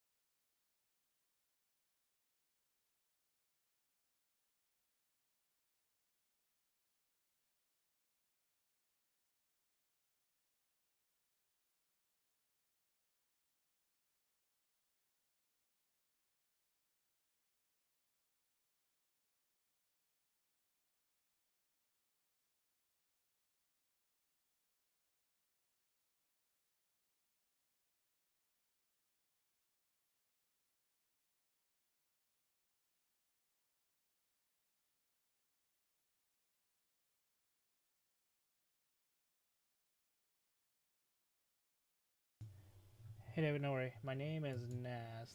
I'll type it in for you.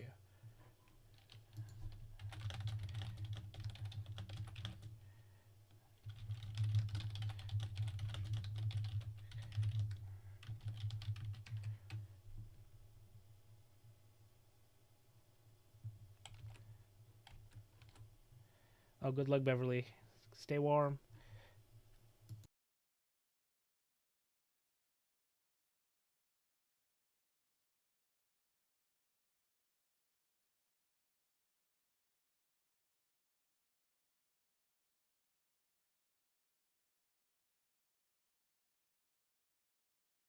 All right, and I'll be switching to M105 shortly. I'm just catching um, a few more images of M105. So here, it's definitely not as exciting as M108 and M97, but we'll stay here for a little bit, and then I'll switch over to the Leo triplet. Let's see, where's sharp cap? Sharp cap. Okay, here. So I'll just go here, do M108, 105, light, all images in folder. So I will clear this. Clear. Okay, so I have 4 images. So okay, great. So I'll have 8 images to stack. Let's go through them.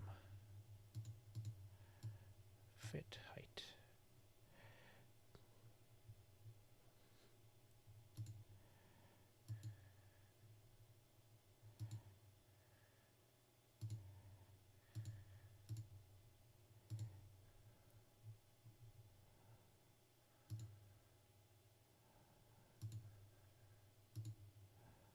Oof.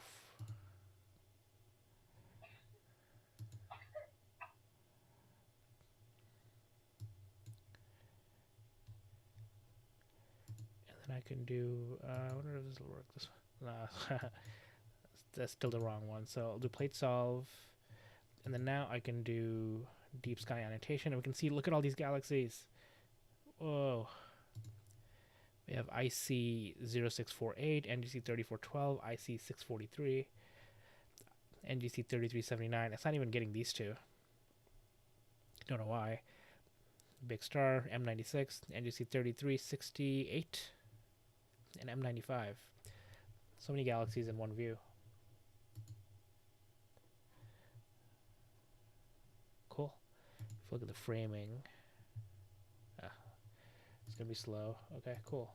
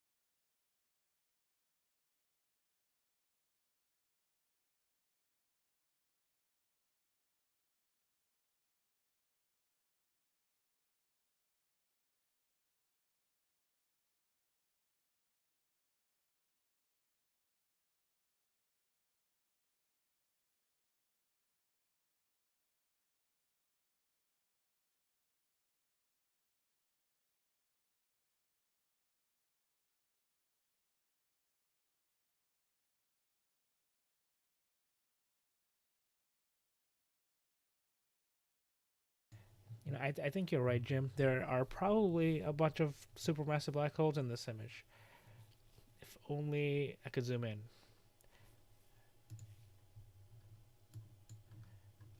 105. So these are NGC 3384 and 3389.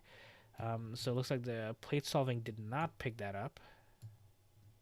So if I do whole sky, I wonder what happens. Okay. Yeah, it didn't pick those up. Interesting. Interesting indeed. What causes the dark circles on the right side? These are dust specks of dust. These are either on the sensor or on the filter. So these can be removed using flat frames, which I'll do later on. So for live stacking, I don't really care. They'll appear, they'll come and go, but they'll be taken care of. They're like tiny bits of specks of dust, but they're just close enough to the sensor that they look giant. and it's a lot better than the giant speck of dust I had in my last live stream, which made a cyclops shape. Kind of funny, kind of sad.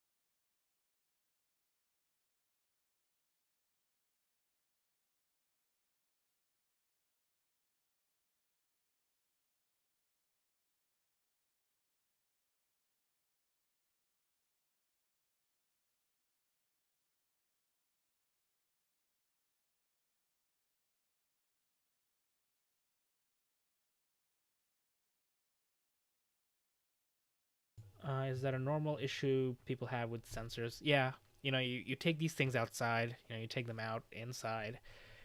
There's dust everywhere. Dust will be everywhere. So you can try and clean it as much as you can, but it's really hard to keep the sensors clean. The only way to make sure that they stay clean is you clean it once, you attach it to your telescope, then you try your best not to take things out. Which is why things like the C Star, which is everything is just integrated, the sensor is isolated, so it doesn't get any specks of dust, not yet at least. But yeah, this is a pretty common problem, and the way to remove it is with flat frames, which is you take a flat light source, usually like an artist pad, or you can use the sky in the morning, and then you take uh, an image where the histogram, like the histogram here, is in the middle. When you do that, the frames look, it'll just have the dust specks. I actually have one. I posted it on our Discord, so let me just find that real quick. And then we can use software to get rid of it. It's a little bit like magic. Let's see.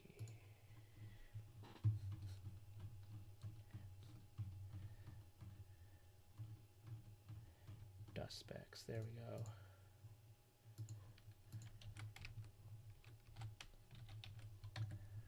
So yeah. So like last week when I did my live stream using the same setup, I had a lot of dust. So like some of these dust still kind of line up here. So if you look at them, they kind of look similar, right? But I also had this giant one that looked like a sad cyclops. So this is a flat frame, and I put an artist pad in front. Took a I don't know, like a half-second exposure.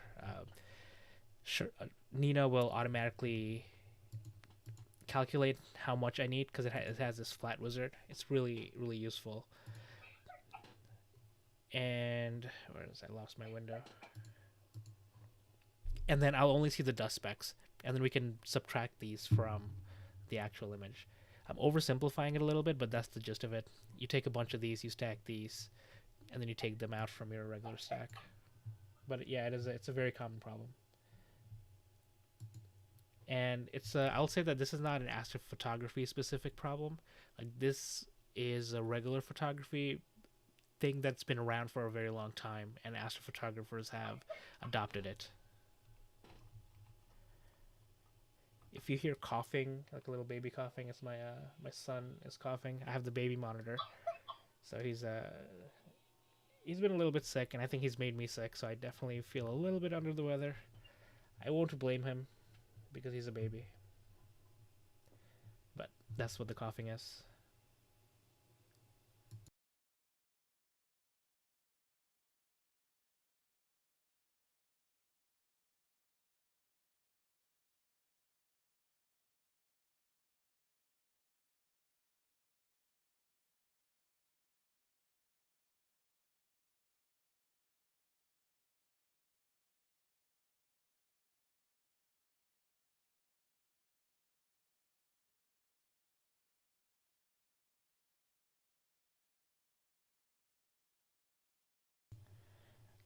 Oh yeah, the S30 is yeah, cool. They may be shipping it out earlier. I know orders going in now, people will have to wait until end of March or April, as far as I know. But yeah, I love my S30. I'm taking it out to a stargazing event at a local elementary school next Tuesday with my astronomy club.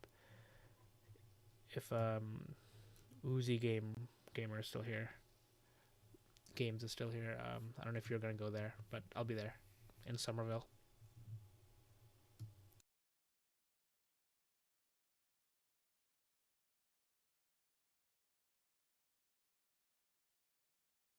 Oh, and if the weather cooperates, I'll be taking the S30 down to North Carolina in a couple of weeks. We'll see. Cool. Yeah, then that makes sense. That's why you're probably getting it in February. Hopefully, it's here earlier than later.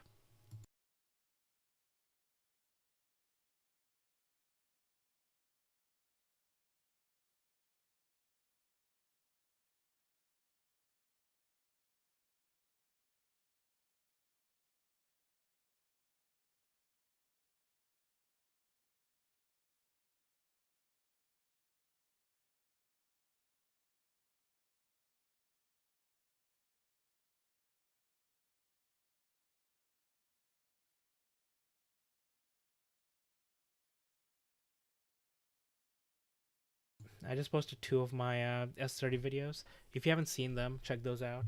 I think they're okay. I've also done a few live streams through the S30, so I'll probably do more later on. But I've done, let's see, one, two, three, four, five, six of them, six live streams at the end of 2024 through the S30. Most of them were pretty popular.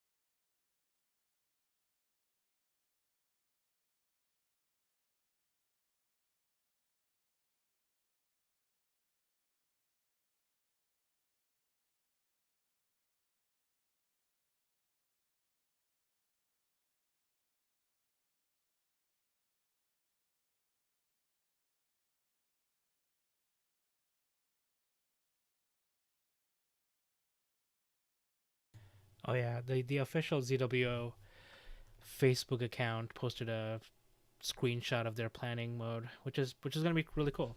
I'm also testing the Dwarf 3, and I think the planning mode is probably my most favorite uh, feature. It just makes imaging a little bit easier.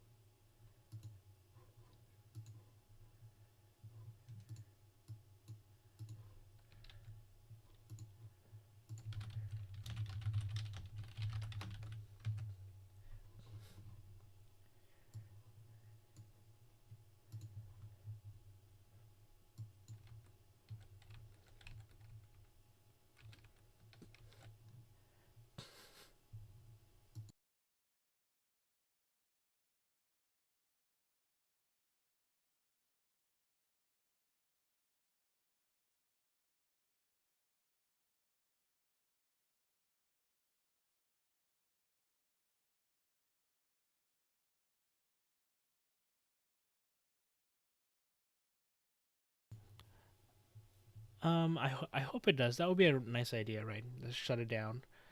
The Dwarf 3 doesn't do that, so it just stays on. Um,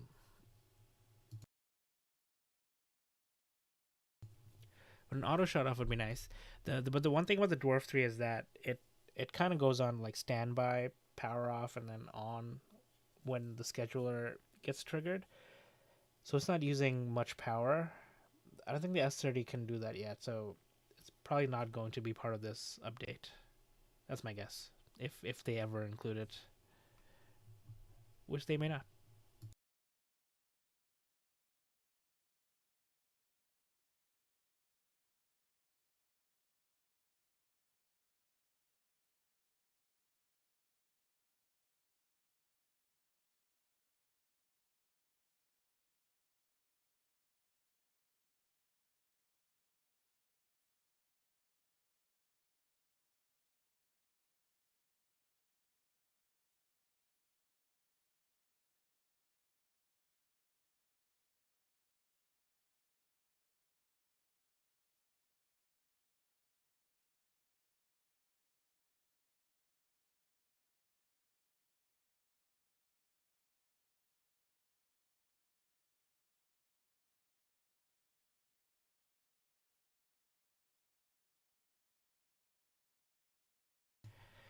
Yeah, I think when it's done, it goes back like the telescope piece goes back home, so it goes down a little bit. I haven't. I've only been able to test that feature once. Whenever I try to test it, I get clouded out. Like clouds just appear out of nowhere. But I might have some clear skies on Sunday. If that happens, I plan to test it some more.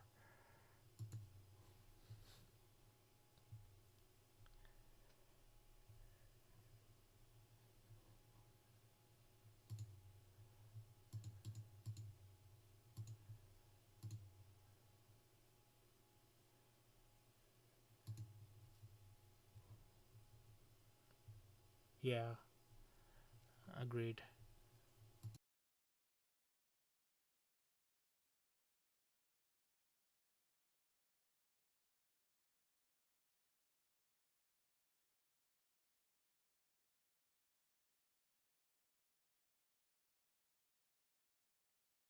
Also, people who were asking about the Orion auction, I don't know if you noticed that they moved the start of the auction from January 6th to January 8th, but it still ends on January 9th, so only have like a day to make bids, which is going to be interesting.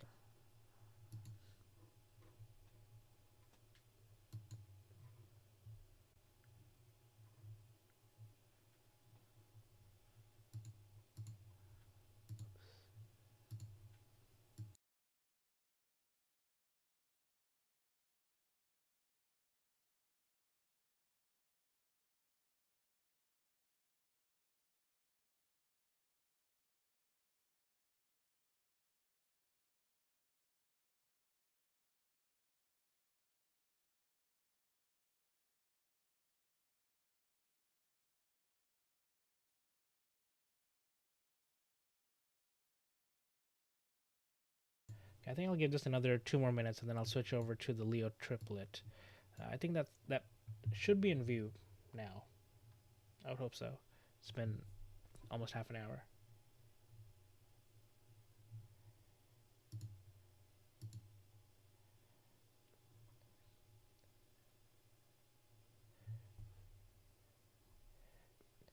Hey, no need to apologize. I am more than happy to answer these questions. So ask as many as you'd like. So when I show the tracking, the spikes are errors in the tracking. So the guiding here, you're talking about like these guiding here. Uh, kind of. So these are the corrections. So like this checkbox here shows these are the corrections. So if I turn them off, those go away. And the blue and the red spikes just tell me what kind of corrections the mount made. So like a longer blue means this graph here, this little triangle here is what the correction was. So this tells me that the telescope had a larger error, tracking error or guiding error in RA. So this is just like a trend line mostly. My tracking used to be much better earlier in the evening, but it's getting a little bit worse. But it's also getting a little bit harder to see the thing. I wonder if there's a layer of clouds in the sky. Kind of does look like it. If I'm being honest, the stars look a little bit more hazy. So that's probably why that it's losing stars. So I can change this to like 2 seconds. It'll track a little bit slower, but it might be a little bit better, um, because you can see the stars a little bit more. Hope that answers your question. These are just the correction lines, just for me mostly to see where the corrections are happening. So I go back to Nina. Okay, so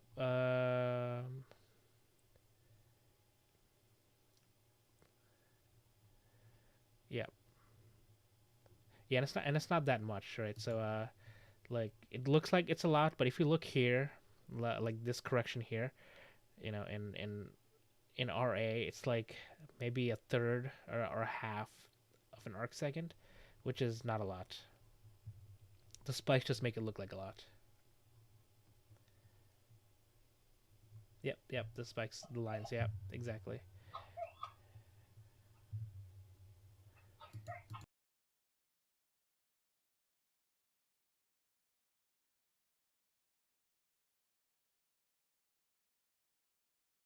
Yep, completely agree with David. It's one of the things I like about this hobby and the community.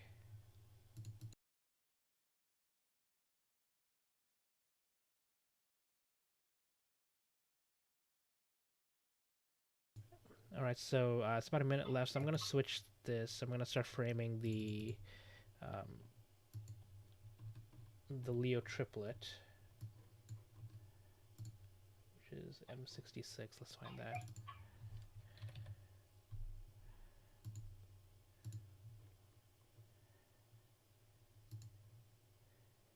And yeah, if you haven't yet joined the Discord, join there. Lots of great people there, and I try to be as active as possible, helping people.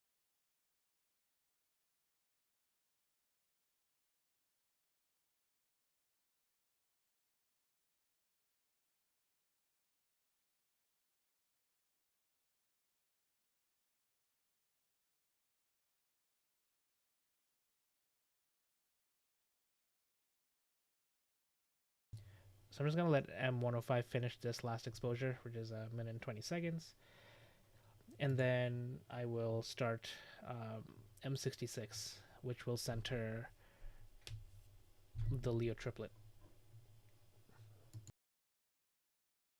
Yep, and what Jim said is correct. The pesky clouds, pesky trees. I think it is a little bit cloudy. You can kind of see it's hazily moving away. I'll step outside in a couple of minutes when I have Leo triplet centered, and I'll go check outside to see what the situation is like. Because if it's gonna be too bad, I might not be able to stream for too much longer. Awesome. Thanks for joining the Discord. Yeah, feel free to ask questions there too. Like I'm there. I'm more than happy to answer questions. And there's a lot of other people there too who are both experts and are learning the hobby who would be more than happy to help you as well.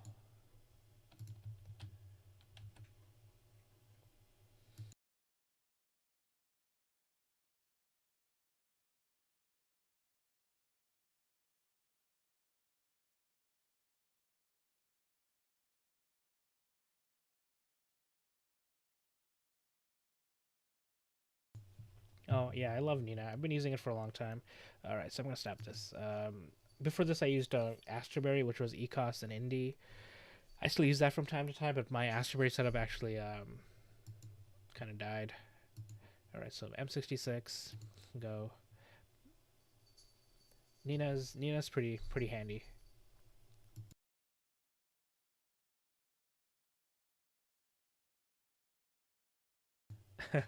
No problem. How cold is it outside for you? I'm glad you survived.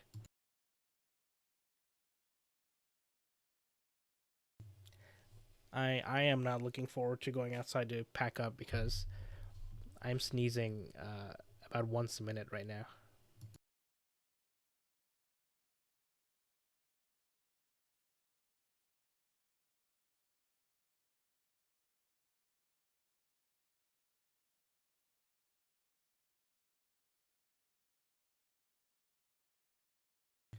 Yeah, I think so.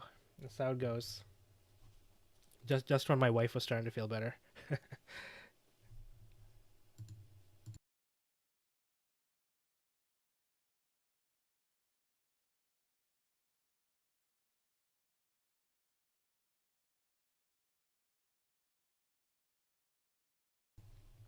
All right, looks like it found the Leo triplet.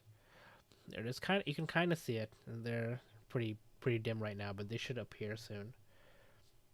The peak. No, I think it just started. My symptoms didn't start until I started the live stream. Maybe like 30 minutes before the live stream, I started feeling like a runny nose and sneezing a lot.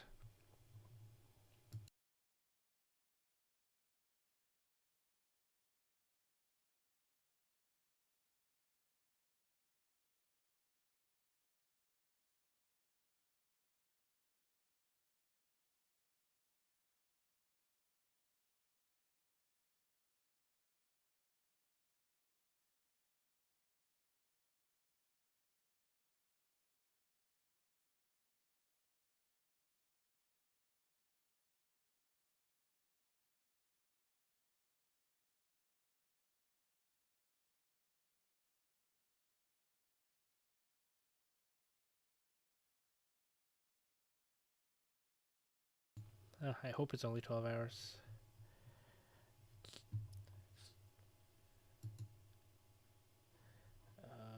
Let's see. Okay, so while this is capturing, it's gonna take a few minutes. I'm gonna go back to my sharp cap.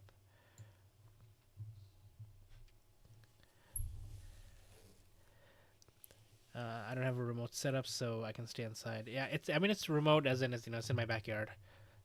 So I'm not constantly outside, but it's a shared backyard, so I have to go out and pack up at some point.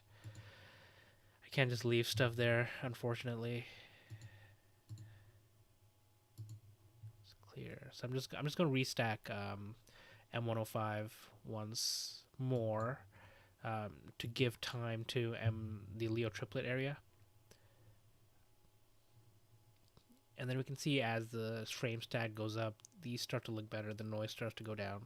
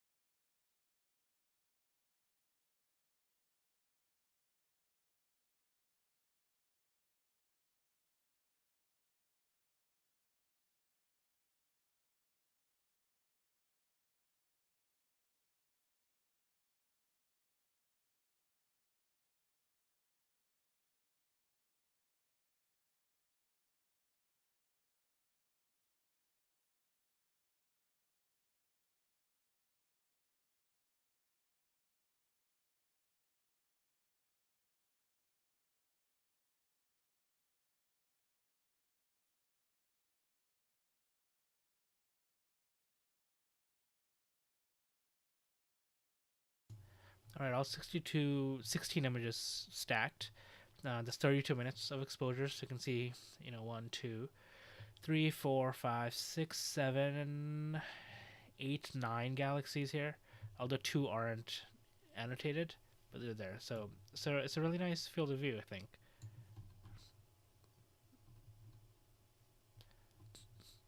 Yeah, M95 and M96, they're really nice. Cool. These look good. I'll stack these later. Yeah, and as Jim said earlier, I took images of a bunch of black holes. So most of these black holes, most of these galaxies have a supermassive black hole at their center, which is mind blowing.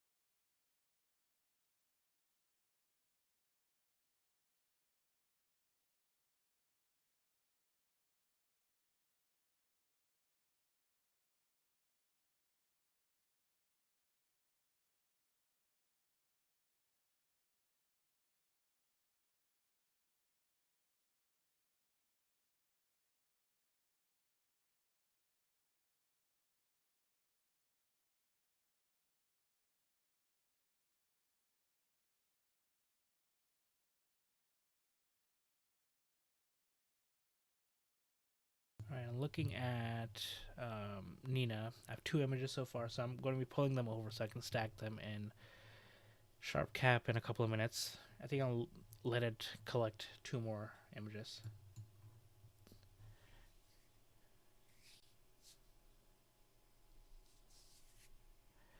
Oh, nice. Yeah, they are 60 feet away. Yeah, that's nice. I connect mine to like my Wi-Fi, which luckily goes the signal goes out to my backyard. I've not used the ASI Air, but the Astroberry, the way it's set up is pretty similar.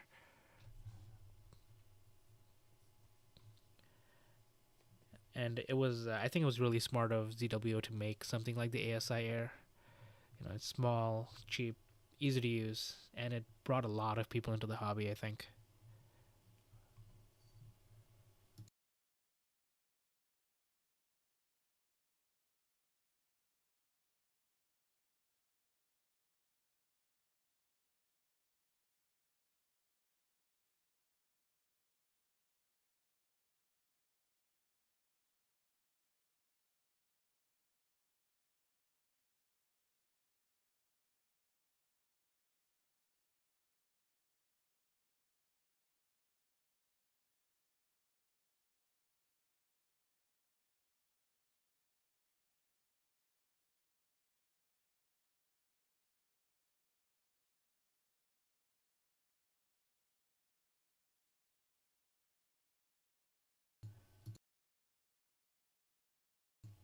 Yeah, I like ZWO. The I wish the ASI Air didn't lock the camera compatibility to just ZWO cameras because I only have one of those.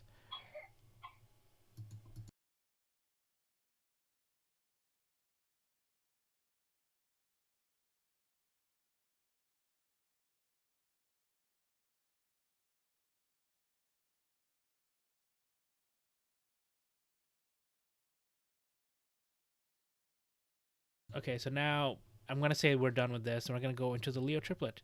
So we'll close that. Go to Browse Source Folder, and there's going to be M66 Light. Click All Open Images. This should clear up. It didn't clear automatically. Okay. So now I'll press play.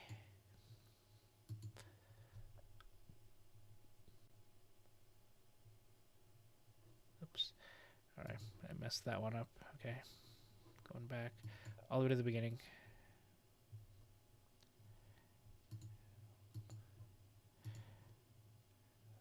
Start over. Ooh, my sharp cap is acting weird.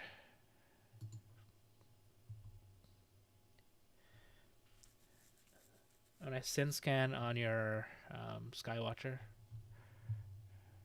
look at that, 3 stacks. And let's see. Oh, look at this. The 3 Leo triplets. So let me reset these. I can redo these.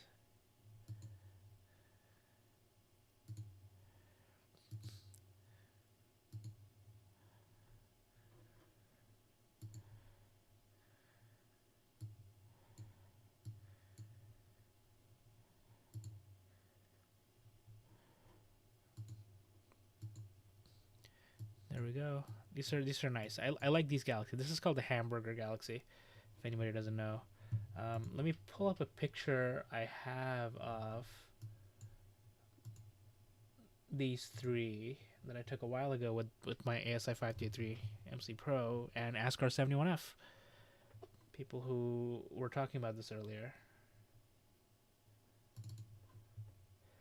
And if anyone has purchased my 2025 calendar, the Leo triplet is on one of them, is one of the months. I forget which one, but here's what the Leo triplet looks like. With the ASCAR 71F, you'll see that I have some dust specks here. That's because I, for some reason, didn't take flats for this, or I did, and I misplaced them. So when I processed them, I didn't have any. So I'll have to redo this at some point. But yeah, like these are the galaxies. They look pretty nice with the 71F. The Hamburger Galaxy's edge on, and you can see that this is what these look like.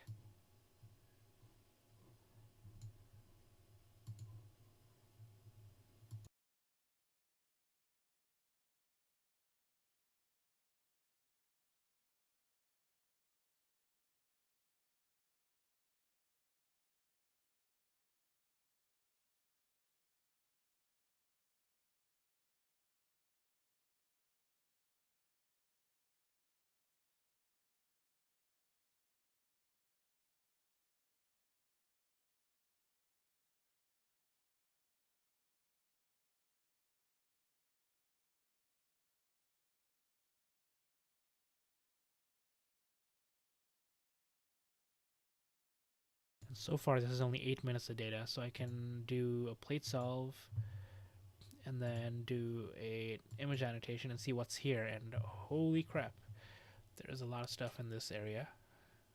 So let me just zoom out. Do auto. Wow, there's a lot of stuff in this area. Lots of galaxies, some bright stars, some double stars. These icy galaxies are really dim and really far away.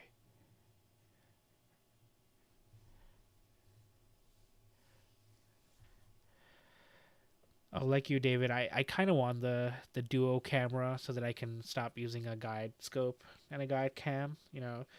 The journey to using fewer cables, but it's so expensive. Yeah, it is a cool conglomeration. It's yeah, this is a lot of stuff, and I'm sure there's stuff here that um, we can't see that didn't get play solved because, as we learned in the last image, it doesn't get everything. Wow, this is like all the stuff that's nearby. So lots of stars, ton of galaxies. Wow,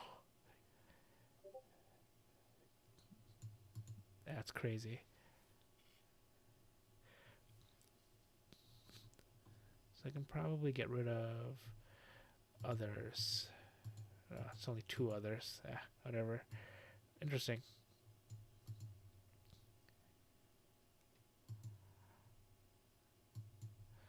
It's very cool. I'll get rid of this because it is kind of distracting.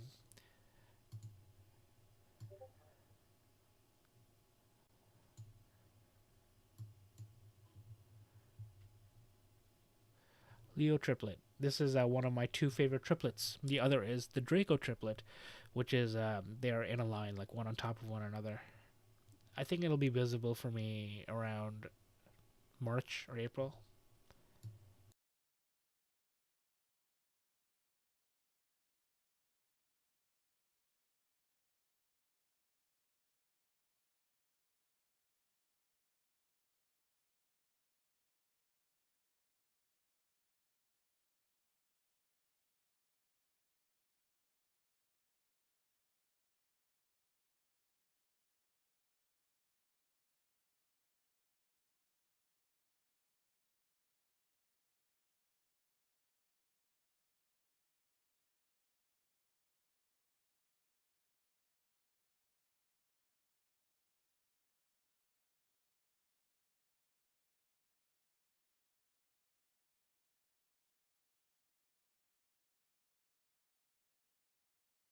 Thanks, David. I appreciate that.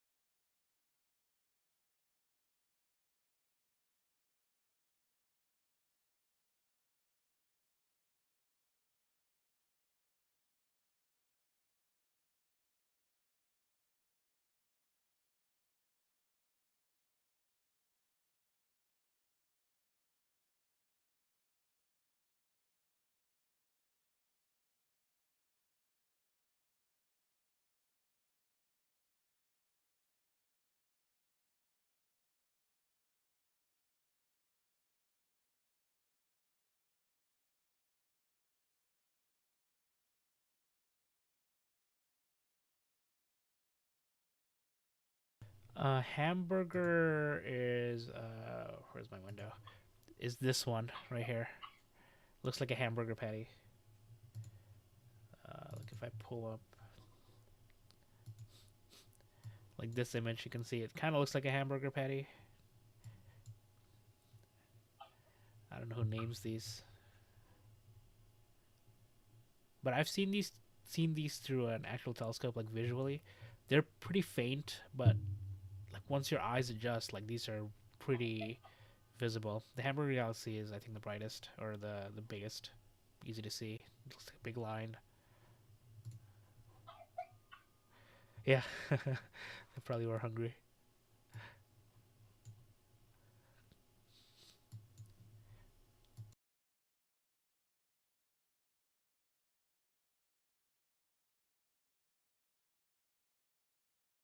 And yeah, it's an edge-on galaxy, kind of like a sombrero galaxy.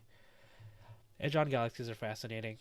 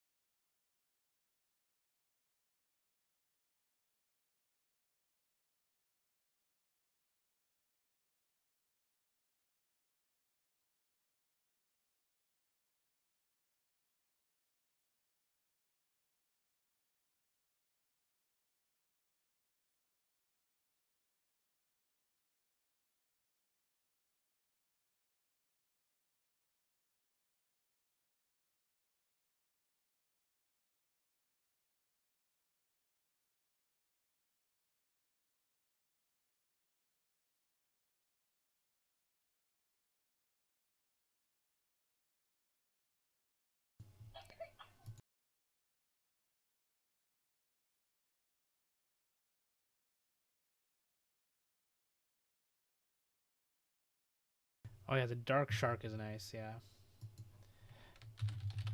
I. It's really hard taking images of dark nebula from my backyard.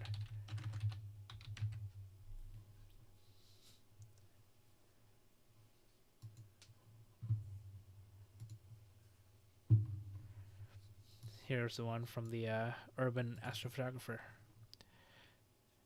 Really nicely done.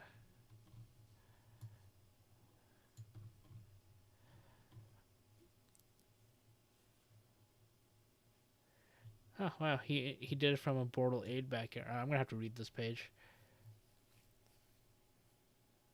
He didn't use any filters. I gotta talk to this guy. Wow, this is like before and after processing. Yeah, like processing is magic.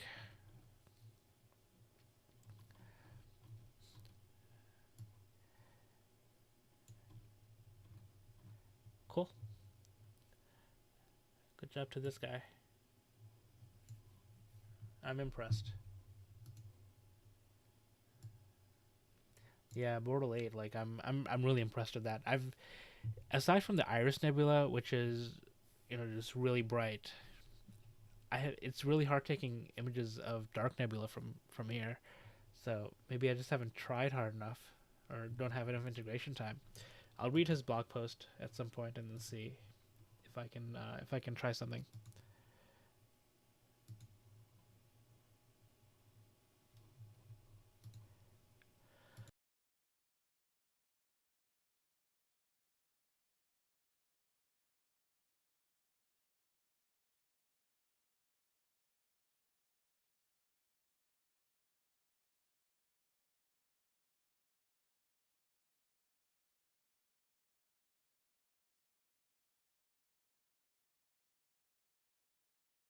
Ooh, I got a frame. Ooh, I got two frame rejections. I wonder why. Oh, the brightness. Oh no. I wonder if there's clouds. Um, let's see. Doesn't seem to be. But I am going to take a quick step outside and see what the sky situation is. Be right back, everyone.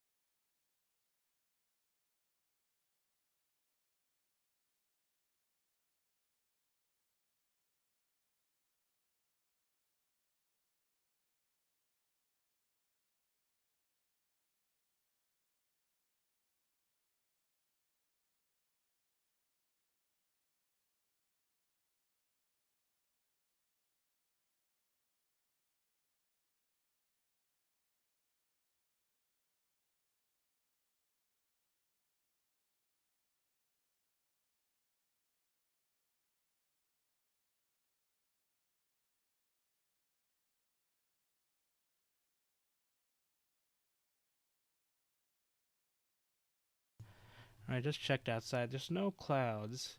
So I don't know why those two frames got rejected, but it seems it was only those two.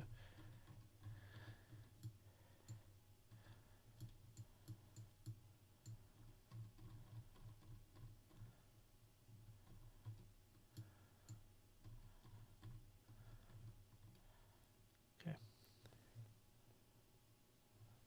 Maybe we'll just restack and then try again.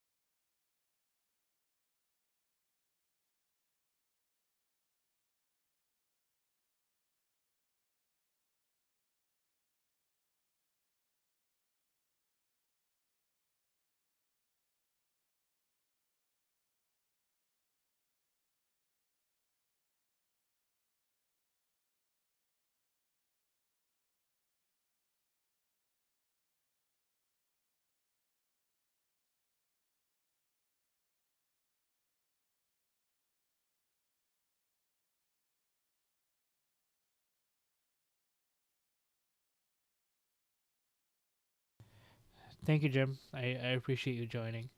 Clear skies.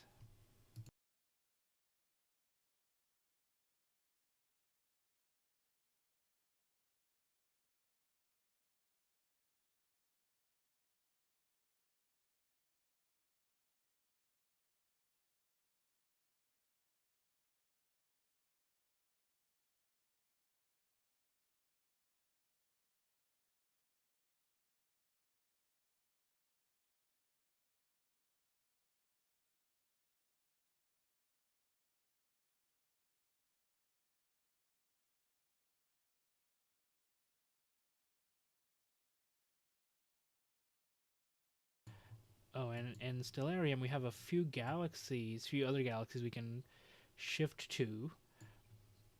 Let's see if anyone has any preferences. So I'll bring these up. So we have the Pinwheel Galaxy here, M101. That's what it looks like. We have the Whirlpool Galaxy. I think these will all be in view. That's what it looks like. We have the Sunflower Galaxy. It's going to be a little bit smaller. We have Croc's Eye Galaxy. The outer edge is going to be really hard to see from my backyard. Cocoon box. M106 is what we were looking at. So we had M106 and the Owl Nebula. Sorry, M106 is what we were looking at last time. So you have M106. We have lots of options tonight. I wonder which one we should switch to because the Leo triplet will become hard to see soon. I know there was a lot of options for people. If anyone wants to see them again or see them in writing, I'll put them in the chat. Let's see.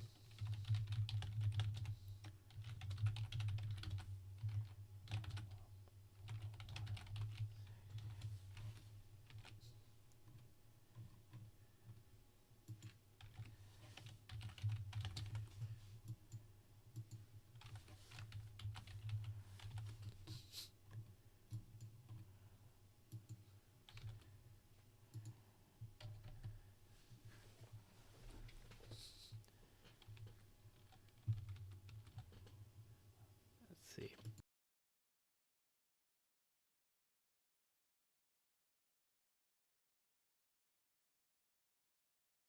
I think the switch will happen in another 15 or 20 minutes.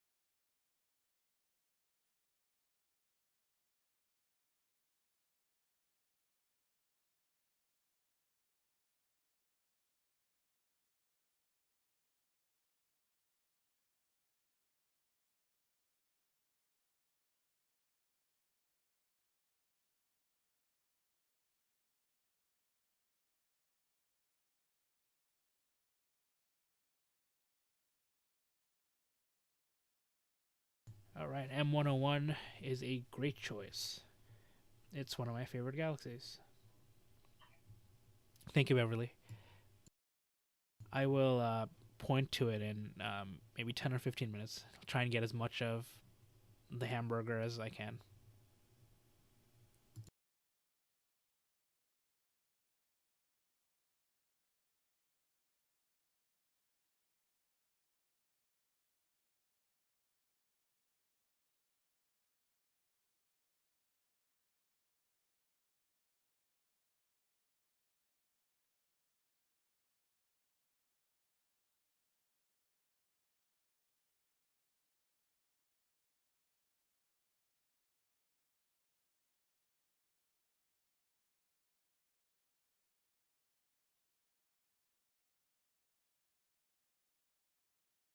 Yeah, I bet the air is really crispy. I just ran outside to look at clouds. Excuse me. To look at cloud coverage. It's clear, very crispy, but very cold.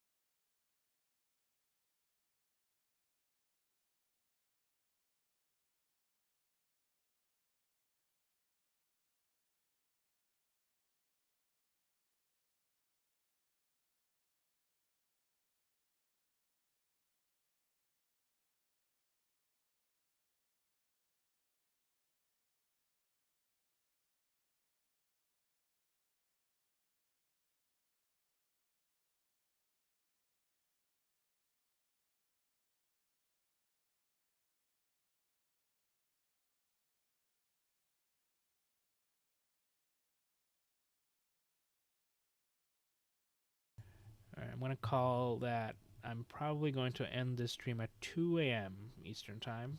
About an hour left. Let's see if I survive that long. My ability to breathe through my nose has disappeared since the start of this stream. So, interesting. Thank you, David. Let's see. I gotta write to you. Let's see. Where am I?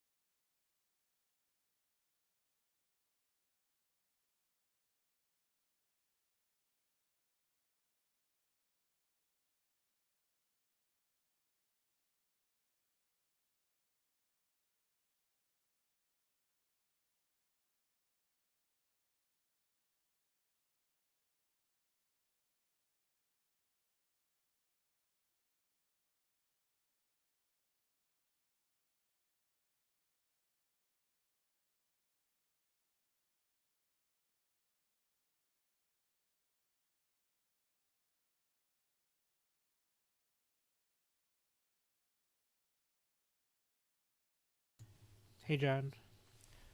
I am using a. I have a picture.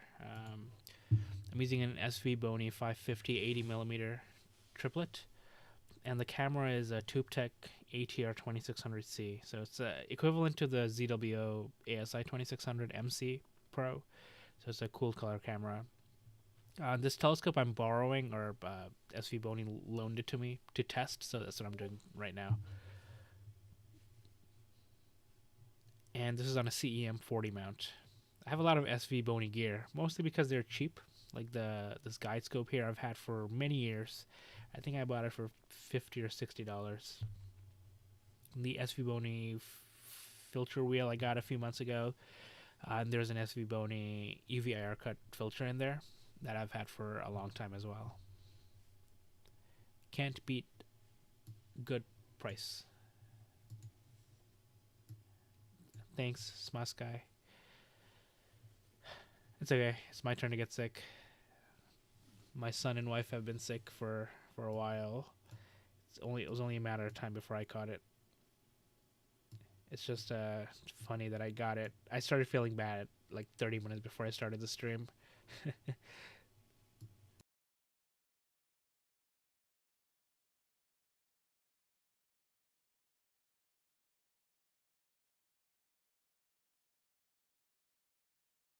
My time is 1:07 a.m.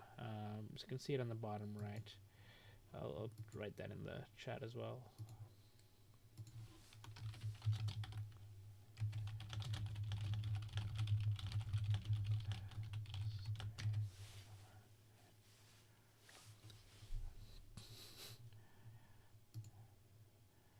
Oh yeah, we get most of our sicknesses from our son's daycare. Kids are the petri dish of society.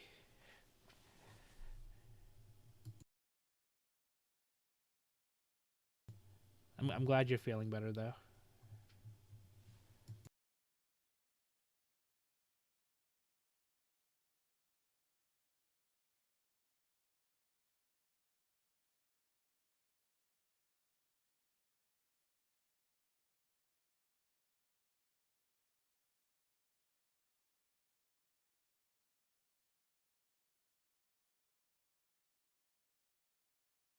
So I'm gonna let this get to 25 frames, which is going to give me 50 minutes of data for now.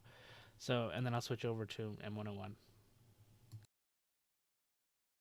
Oh yeah, it's these. I feel like these sicknesses have been lasting a long time because my son has been sick for a couple of weeks.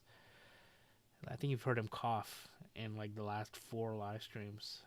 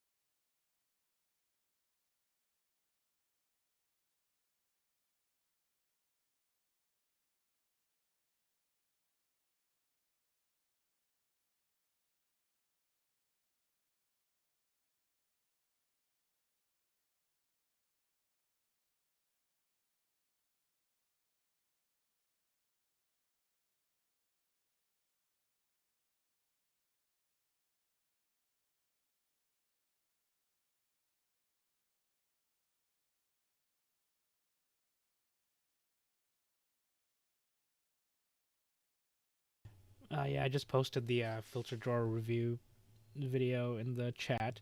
I actually really like it. I've been using the ZWO filter drawer for a long time, but back then, SVBO didn't have one, and I like this one. It's a little bit heavier, which adds to the weight to the back of my scope, which is okay. It's not that much heavier, but it comes with two of the filter drawers, the filter holders, which is nice, and it comes with a 1.25 inch filter adapter, which is really nice. So I like that, and it's much smoother than the ZWO one that I have.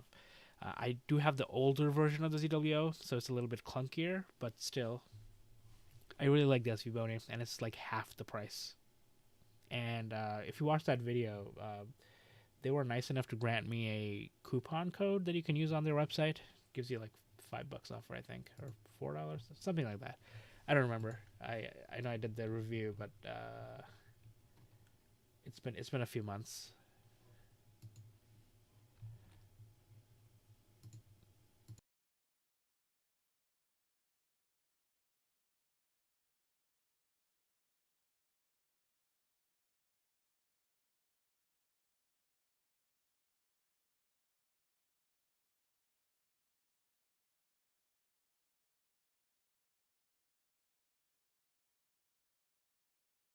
All right, time to find M101.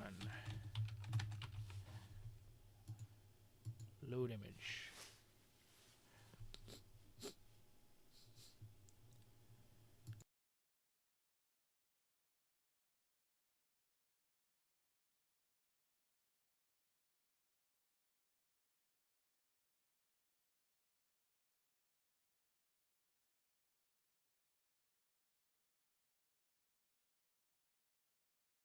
All right, it's been added, and I can pause M66 for now.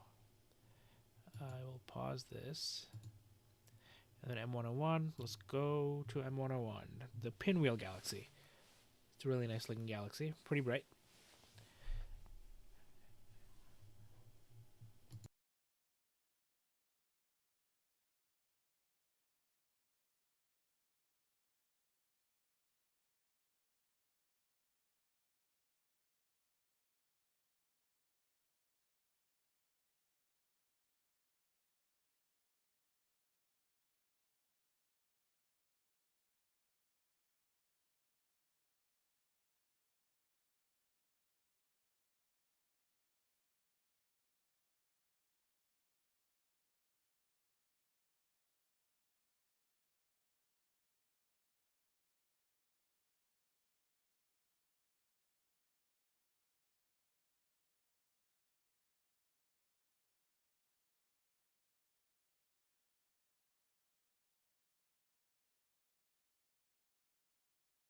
There we go. M101 can be kind of seen in the middle of this. So, and it's already taken images. And if we go to imaging, we should be able to see it in about 2 minutes. So for now, we can go over to here and then finish up what we were seeing with the Leo triplet. So I'm just going to clear this, and as always, I like just doing it from scratch. And we have 25 of these, so that's 50 minutes of data. Not a lot, but these are pretty bright galaxies, and you can see them really well with short integration times. And I don't know if I'll ever get to add any of these, because I think this may be the last time I use this telescope before I send it back to SV Boney or send it to the next person. And then I'll be going back to either my ASCAR 71F or I'm trying to use my Celestron Edge HD8 SCT, which is a giant SCT, on deep sky objects. So I might point it back here, take some really nice close-ups of these at some point. Should be nice.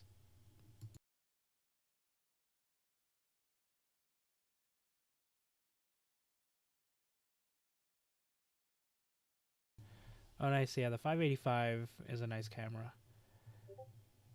There was someone here earlier. I don't think he's still here, but he uses that camera, and I'm pretty sure he likes it.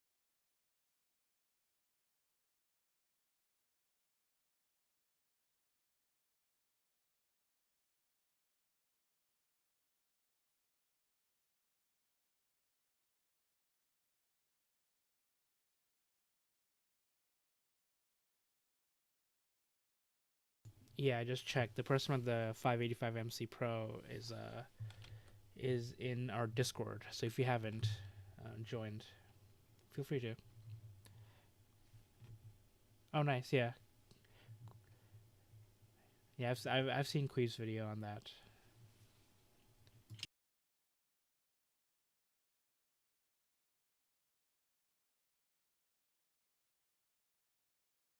That is a nice Christmas present.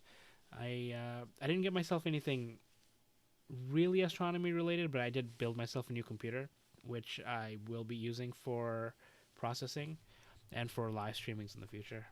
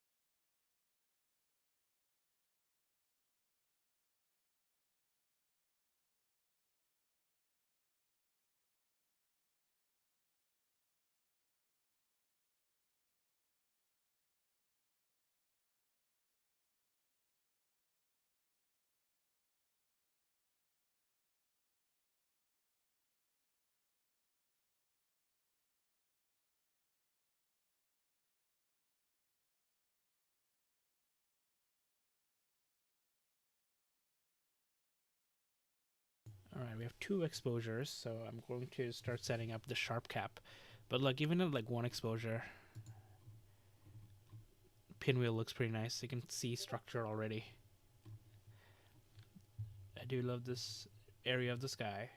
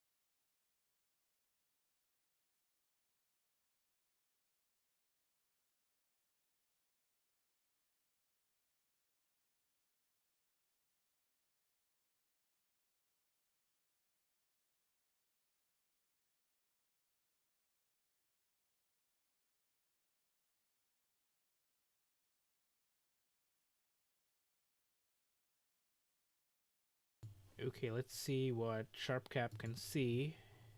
I always lose the window. Okay, so pause this, clear this, and then we go here, and then we have M101. Tonight was a good night. So these are all of the images that we looked at. Light, this is actually the moon and and Venus that I was imaging earlier. So people in Discord got to see screenshots of these, but I won't usually stack those. So here, M101, light, select all. So I have 3 in there. Let's see what it looks like.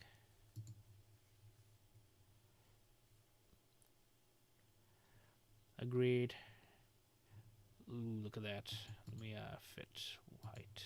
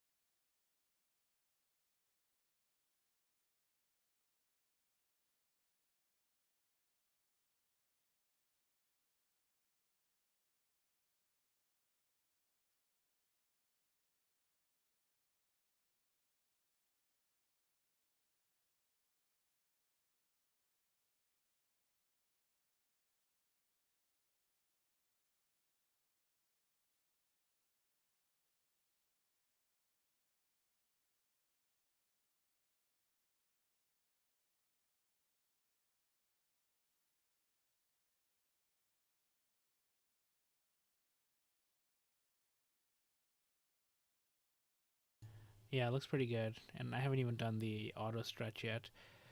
Let's see. Yeah, I like to reset it all first for new objects and then just redo it. There it is.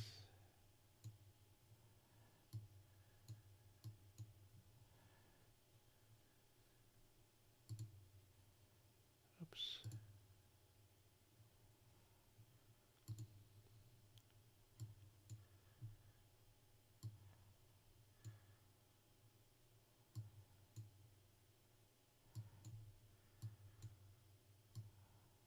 Oops. Alrighty. Not too much.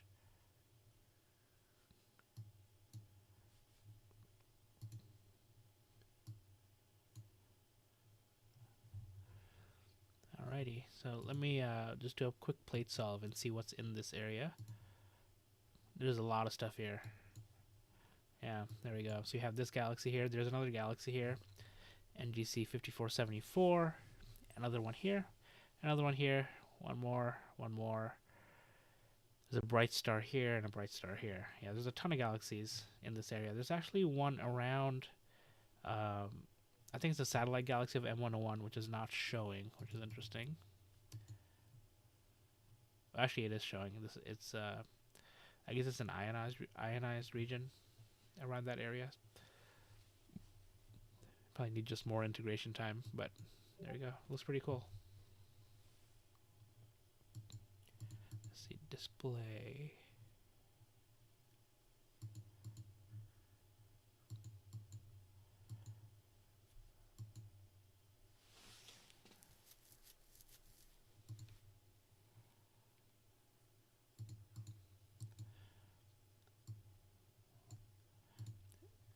Yeah, the nearby object, lots of stars and galaxies. Cool. I do love M101.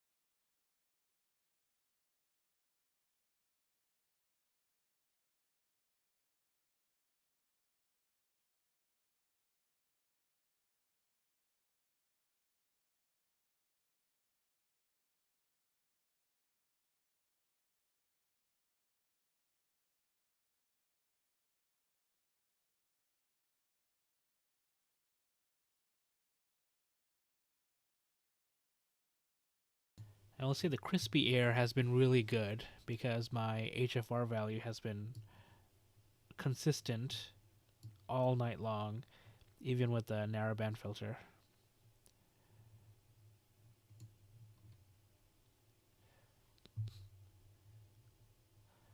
And the number of stars we can see, I think, has also been pretty consistent on the objects.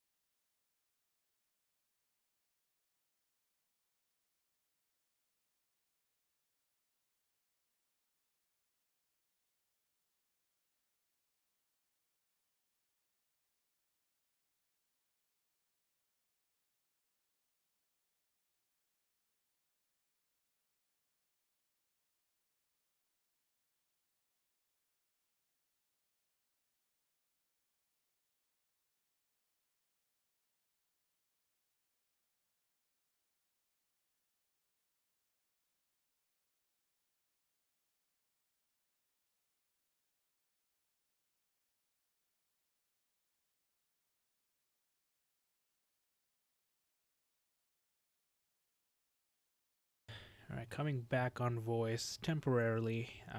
We have 8 minutes or 7 minutes before I shut this down. So M101 looks pretty good, I think. I'll do a quick plate solve and annotation. I think I already did that before. But yeah, I'm going to start shutting down, packing up, and then also going to bed because I've been sneezing a ton. So 5 minutes, and then I would have live streamed for 4 hours. So I'd like to thank everyone for swinging by. This was a lot of fun. It was really great meeting everyone. And if anyone has any questions, please feel free to reach out, especially on Discord. I'm pretty active there. A lot of great members there.